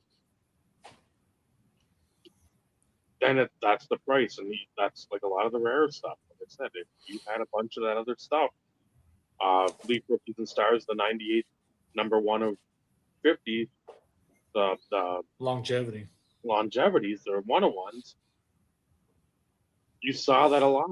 Natron means team leader one or whatever. Sold for 140, 130. Whoever, Donald Jones or somebody. Mark Chimera sold for $60. Keith Byers sold for 83. I mean, the list of stuff. So it's not like Duckett wasn't doing a service, but it's like you're sort of like telling people our prices are sort of a baseline. But if you go as the Bible and like this is the word, this is exactly how it has to be. But it was for so many years, though. But I know, but then you start putting that in there. You start looking at auctions like, hey, I want to get a Griffey graded rookie. How much is that? Well, in the back it's 12. I've looked at completed sales, $250, $2, 3 1/4, $280. Like, well, I'm not the smartest guy in the world, but that doesn't coincide with. Agreed. It goes both ways, and that's the reason why I posed the question, because even in my, I'll call it my earlier YouTube days, so to speak, I still classified things based on, oh shit, well, I got this for way under book value, or I got this over, even though technically it was no longer as much of a thing, because me personally, I think it's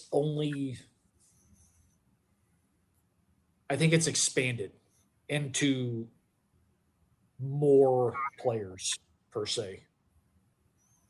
It might have been more surrounding a certain number or a certain caliber of players in which, like, it was no longer a thing. It really became more of a market estimation, I'll call it. Because, like, for TD, almost everything sold for under, quote unquote, high book value for a lot of years. And I mean, and again, prime example, when I got my Super Rave, like, I was super pumped because I don't remember the last time I ever saw one. And I knew I paid over book value, but I didn't give a shit because I knew how rare it was. But even I was excited at the price point I paid for it because I knew that other players would definitely go for more, just because I knew and understood the rarity. But of course, again, that was then. This is now. I think Michael's range is probably somewhere in there. Take it easy. But I think it started with the upper echelon, and then now here we are where it's expanded even into more.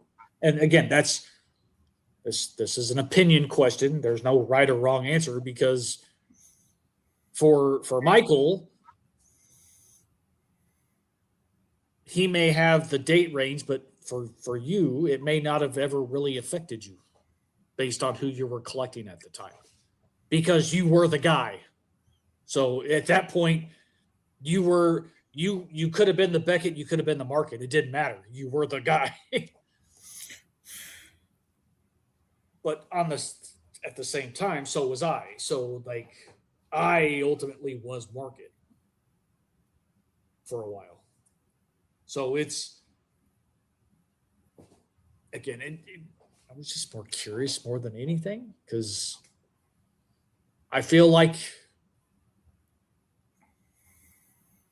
what's the point in Beckett even being around anymore? Because like everything now is market. Every fucking thing is Yeah, market. when's the last time you heard somebody say, "Let me check the Beckett"?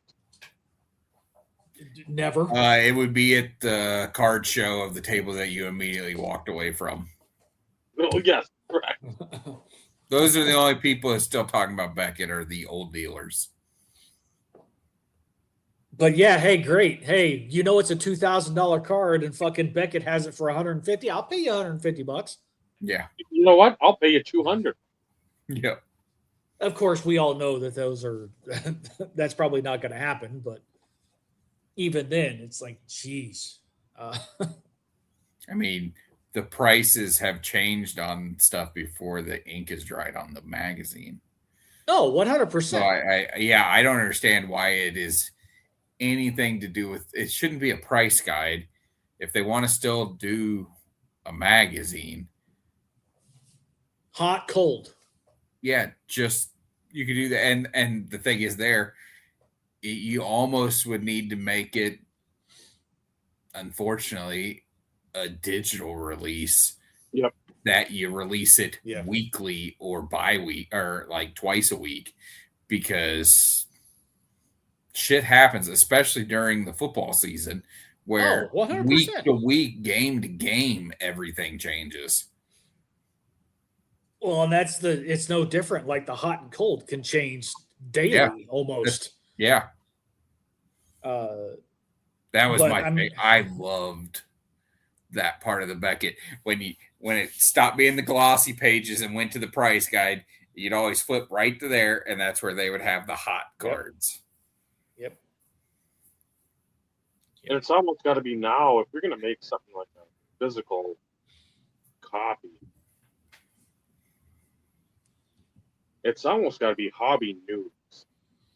Exactly. That's Like, hey, here's pictures from the latest Dallas show. We talked to 20 collectors. What was your best thing? Like, just be like it a has to be reporter, like content a like that. Yeah. And it could be used. I mean, Beckett was that way, where you go towards the back and they would be advertising shows.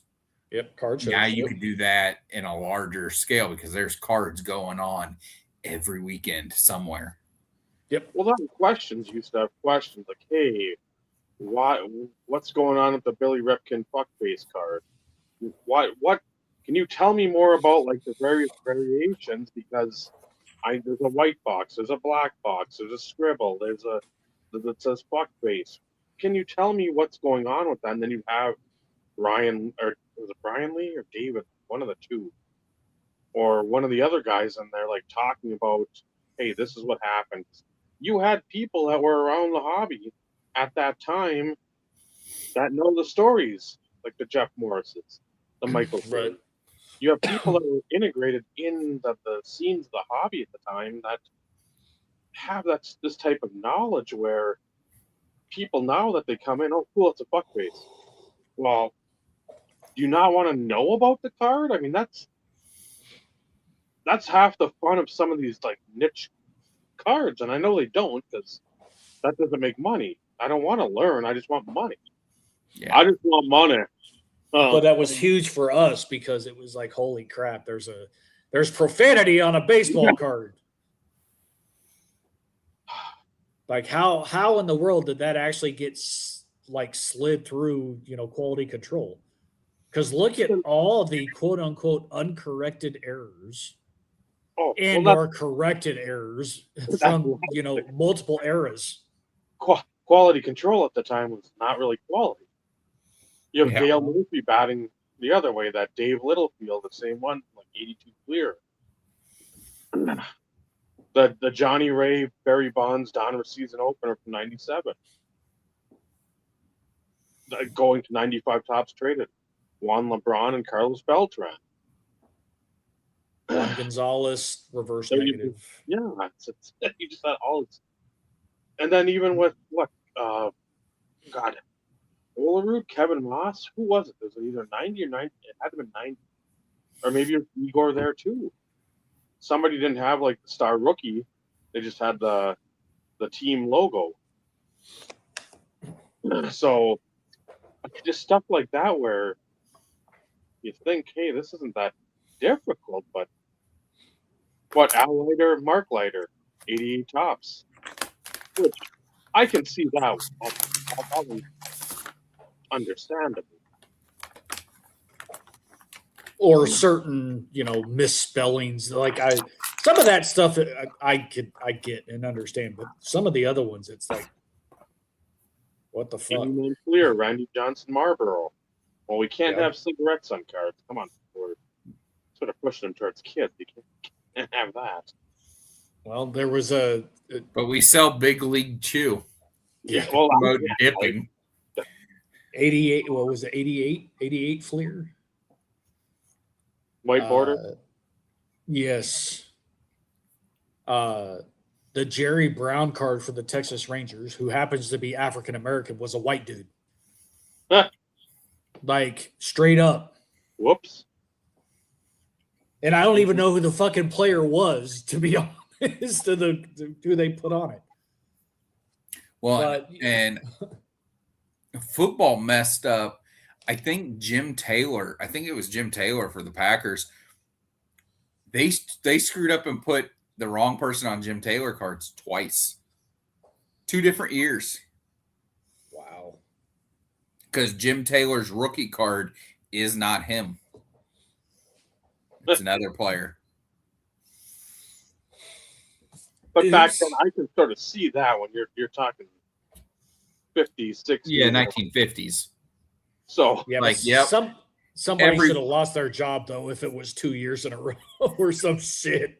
You'd hope so. But a lot of those guys did look alike. They were white guys with buzz cuts. Yeah. Literally looked like they came off the set of Leave It to Beaver, the whole fucking group. So, yep. That's one of the 90, 90 pro set, 91 pro set, but 90 for sure. How many different errors are in that thing? Printing. And I know I bought one of the ones where I was always looking like, why is this like an error or something that got pulled? And it was like card 432 or something of that ilk. Some player I've never heard of. I think it was a defensive back. I think for the Niners. But his belt buckle or the guy's arm, the belt looks like a dick.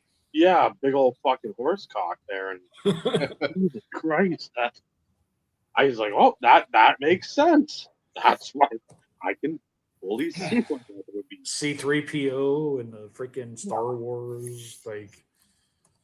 Who was the baseball player that had the cock shot? Where he's standing there like this, and it's a ball hitting him in the crotch. Oh, I can't say I saw that one.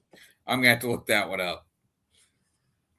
Damn it, where's the research department when you need them? Yes. Baseball card with ball in the nuts.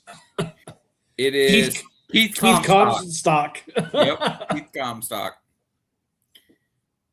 It's an amazing card.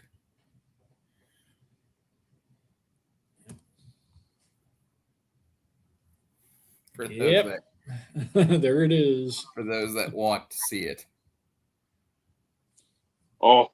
I mean, pro cards. And I'm sure Bob Lewis has shown us that too out of his. He's got like the minor league, what is it, the team manager, and they're all like the guy that either he's stocking books at the library or he's like window washing or something. It just looks like somebody that is very unathletic.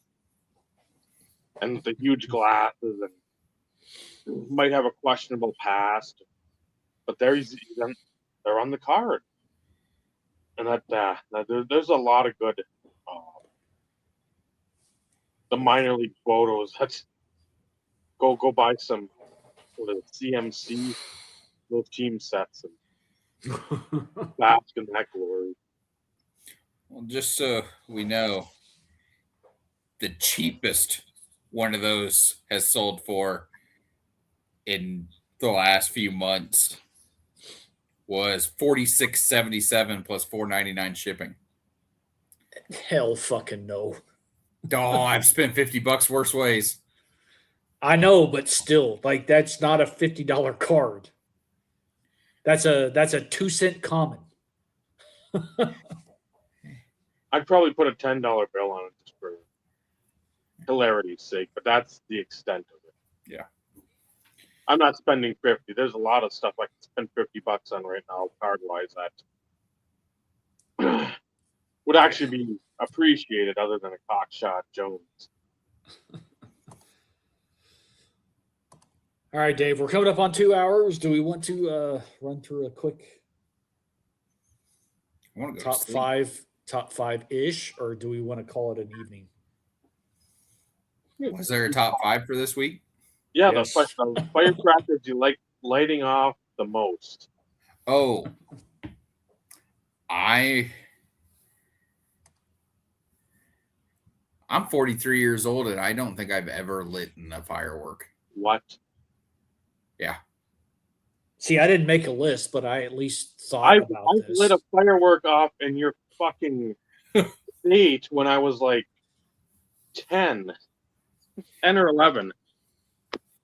I mean, I'm sure I lit some snakes or the tanks that were just the snakes inside the tanks.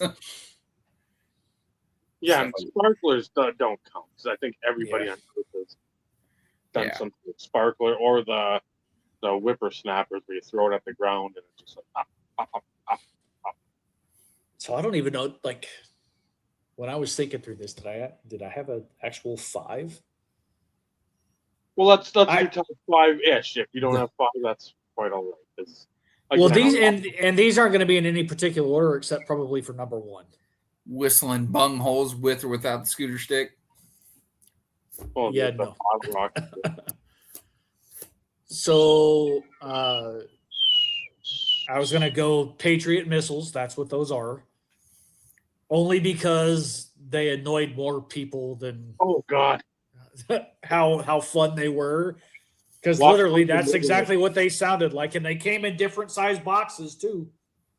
rock Oh. around the neighborhood and just keep doing it. People just Yep. Where the I fuck- think the smallest was like 10, 12, 20, something like that. But you could get them into a block of like fucking like 500. 100 or was it 500? And you want to talk about like varying degrees of like, and I know there's a specific term for it too. But yeah, that it's you could get like your pack of 12 or your pack of 20 or whatever it was. Yeah, brick. You could get them like in a brick of whatever. yeah. Yeah, in a box. They were in something like this. Yep. And you like lit the fuse and you walked away and they just but yeah, and again, I can't say one of my favorites. It was just more along the lines of they You know were you cheap piss people off. and they just would because they would piss me off because you'd hear them all the fucking time and it's just like, oh God, could you light something else off? But I had to include it. I like jumping jacks. Okay. And that was another one where if you lit it and you could throw it, like you could fucking chuck it, that thing would go zoom, like off in somebody's on a fucking roof of somebody's house. Like that probably wasn't a smart idea, but Okay. it was fun when you threw it. Come on, I'll give And you. again, I mean, I'll give you that. super Okay. super cheap and super. Again, everybody seemed to have those because that was like probably a step up from the sparkler. It wasn't like a quick wick. It was one that gave you time to, if you wanted to just do it the correct way, light it, and step away because you didn't know where it was going. That was the jumping jack part. It was not like a Mexican jumping bean, but I mean it goes zzz, and then lots of fun with those. Lots. Ooh.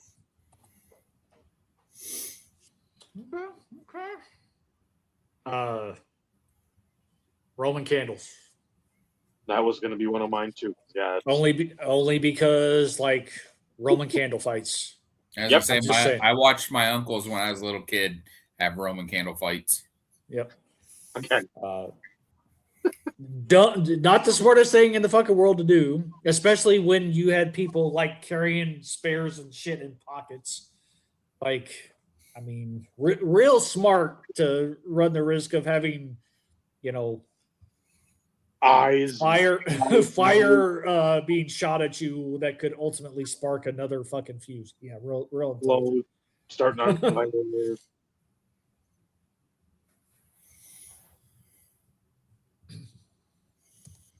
I always enjoyed, and I think, God, I don't know if it was 20, what year it would have been. We got some fireworks and lit them off for like Naomi, and they had like again the tanks that would move. Like the thing and it go, and again it'd be that slow burn, like Michael said, the snakes. This was like the good ones where it emitted the fire, like the thing would and move and like a spray would come out of sparks, color and crackle. And as a kid, my parents would go to like the Chocolate Moose, which was a coffee, like a restaurant, but more so just for like just sitting down and having a couple cups of coffee and all that. And then we'd go down by the Golden Railroad tracks and people let those things off. And they just left them there. So we're excited. I love that smell. That smell of fucking fireworks that's been off, that's a great smell. And so we'd just take them back and it's like, God, can we get some of these? And Dad would go, why the fuck not? Like, Jesus, these were great. I mean, there's so many like different types of varieties of those, but I always remember the tank, and then when that thing started to go and flame, and then right at the end, after everything was out, it just sort of like burned. That fire. That was not our. We shouldn't have had matches in life. My brother and I were terrible. My brother more so. He burnt down our garage. So, but that's not good. non-firework, not too. So. I have to admit, I've always enjoyed like the fountains, various sizes, because it was always various colors. Sometimes it had, would make crackle and all. Like it just there was something about all the fountains because like 15 million different kinds it seems. So it's as long as they were decent size, they at least would last longer than a few seconds. Yeah.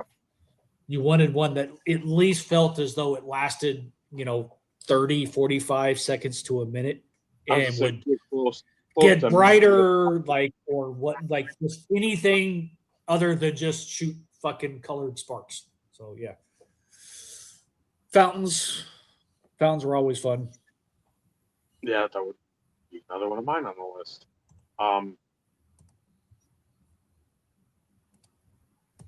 I would go bottle rockets, like just straight, like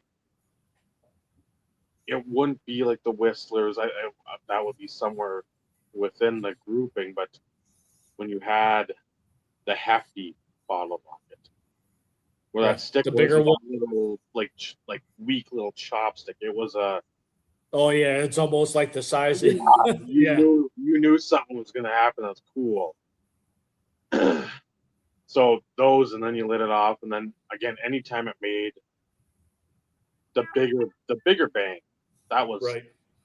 Anything to piss people off as a kid. That was just like the goal. Yep. So again, you try to do it just after people are going to sleep.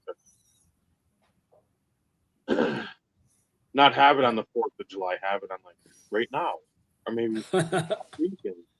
And then you get the people are already lighting off fireworks. They're like, huh. I wonder why, because July 4th is Saturday, folks.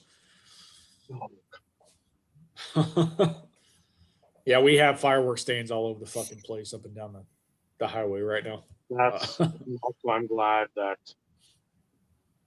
Minnesota's a vaginal state where there isn't any of that stuff, but like Oh, I didn't say you could go shoot them off legally.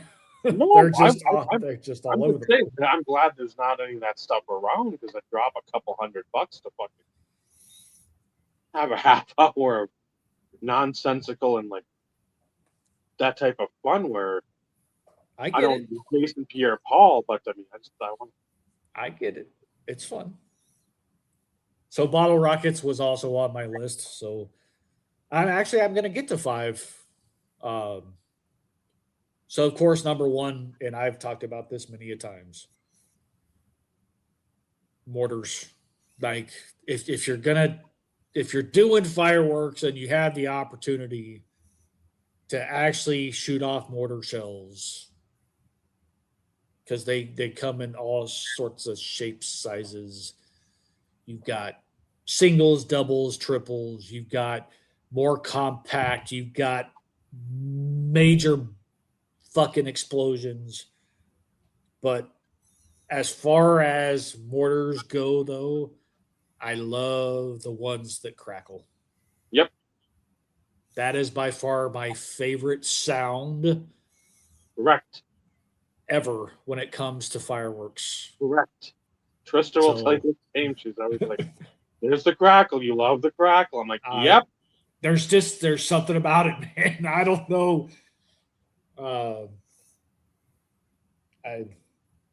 I always say the crack because when we were allowed to shoot off fireworks, I saved all the crackles pretty much to the end because again, that was my fucking favorite. So Yeah, anytime you get the biggest boom where it shakes the windows, then the crackle. I'll go a Temu version for number 1 and then the real version. Temu version, okay. Anytime you lit like the full pack of Black Hat and just like threw them. Oh yeah. I wasn't gonna include that because like to me those are firecrackers, not fireworks. But 100%. 100%. Especially if you had like a pile of leaves, like if you kept your stuff through like the autumn, and that was we did, and we got in trouble for that stuff, but it's all right. Threw them in the fucking storm drains. The anything where you could make some fucking and like if you had a coffee can, but then again, we weren't running away quick enough to like be smart enough. Like, oh, it's gonna be noisy. But like, well, have you thought about the shrapnel? Yeah. So, or like put like a bunch of Matchbox cars on top so you could see them like blow up like that. Yeah, we were terrible. But the one I lit off, I think in Missouri, and it was sort of like the eye opener for all fireworks, which was a good lesson. That I didn't become Jason Pierre Paul. Did you do like an M80 or some shit? Yep. My dad, when we were on our trip, my mom was not thrilled. Shocking. My dad being more of a risk taker with that stuff. He said, "Oh, we did all that stuff when I was a kid." When I grew up in Iowa there, and so like, let's go to the actual fireworks stand. We're gonna go to somewhere where it's not like the stuff you see up in Ely. Like I know you like the tanks and the dragon looking things that shoot up the sparks, and they're cool, but this is the real stuff if you're not going to do like a display at night on the 4th of July. So I think we bought like, it must have been a dozen M80s, maybe a half dozen. It was, and he's like, you have to, because he lit it, but he's like, when you when you throw it, it can't be like you're doing like throwing a baseball. It's got to be like you're throwing quick. Yeah. Like, I'm going to show you. So I'm like, okay. And then he did, and that thing fucking went off. I'm like, okay. I cannot be holding on to this, so I'm not going to have half a hand. You got note to self. Yeah. So, yeah, then I think I got a couple throws. My brother got one who was like 7 or 8 at the time. And yeah, my mom's like, I think I don't know if she like took a walk somewhere. She's like, I don't want to be around this. So yeah, anthills another thing. Anything where you can cause, like you watch, and again, the old movies, you want to see stuff blowing up, like Stallone, war movies, and like old western, where shit just like blew up. You tried to maximize anything you could. Oh, Tonka trucks. You put stuff underneath like the dump truck thing in the back. Thing just like jumps up and just fun. You don't want to ruin your bike, but you didn't care about like your toys. So I'm pretty sure there for a while they were waterproof too. they're what? Waterproof. So the smoke bombs might have been, and the cherry bombs. I don't know. M80s, I'm pretty sure at a fraction of time they were okay. Maybe they were more water resistant. So if you were brave enough to hold it long enough and then actually get it to where it would land in water, it would do a nice Now I'm little. gonna go down like that YouTube M80 going off in water. Because like throwing them in toilets and shit. Like I remember cherry bombs being that where you flush them and fuck up the whole works. so yeah. Seeing how many like old movies and shit. But yeah, that and those M80s are just fucking powerful too. They were. Oh yeah. Oh yeah. You threw it by a tree, a little sapling, or at the bottom where some of the branches coming out. Fuck, that thing would take those fuckers off in a heartbeat. Like, Oh yeah. so again, a good learning thing. Hey, watch me throw it, and then boom, okay, it's loud as fuck, and then watch it by over here in this like pile of grass or whatever else, and it just like it looked like something like in Vietnam or World War II going off, and you're like, okay, I don't. I'm very quickly understand. I'm seeing something, so therefore I'm understanding. Yeah. Yeah, don't hold this in your hand. Yeah, Once it's lit, get rid of it quickly because you will be JPP. yeah, you're gonna have some trouble real quick.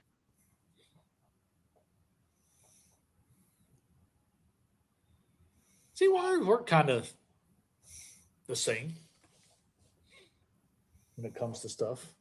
Shocking, I know. I know, crazy, right? Yeah, Michael, if you ever get a chance to where it's even I can't say even if you don't get in trouble, but if you have an opportunity,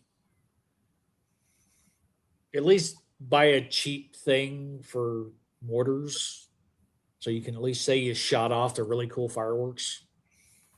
Yeah. Well, the stands are everywhere around me right now. My cousin does that up in, well, from up from Michael, but down in Mason City, he lives down there, and he'll go to like, I'm guessing it'd be like a national for fireworks to see like what the new thing is, and I'm like, I don't know how you can Yeah. have all this new stuff when it's basically the same, but like to each their own. And I know Because you some have to of that come shit's down. getting creative. Smiley faces and Well, like the timing of it too, and all that type. yeah, that's all done by fucking computers though. It's where everything like matches up and meshes to like a specific design. Yeah. But yeah, I'm just like, you got to come down and watch like for the 4th. I'm like, I work. like Right. one of the fucking busiest weeks of the year. It's like Yeah, somebody I in like wish. Macy's in like Manhattan saying, you know, for Thanksgiving and the lead up to Christmas, I think I'm gonna take those weeks off. Ain't not. Come on. Yeah, I wish I actually still had one of my my mortar launchers. It was called Merlin, and let me tell you, that motherfucker, that shot mortars fucking higher than I think normally they should have, because like recreational fireworks are only supposed to like they're nowhere in comparison to grade like the firework display graded fireworks, like they're not anywhere close.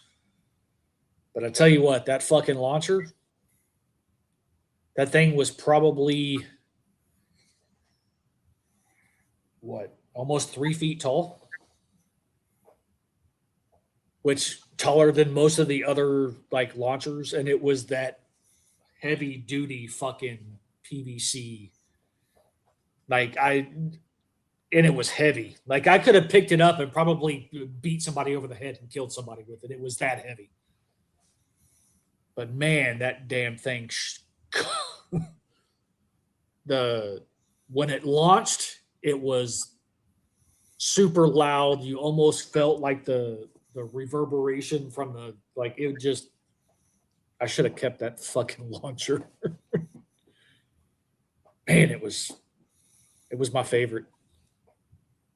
But anyways, I think Michael's about to fall asleep. So wrap us up, Dave. All right.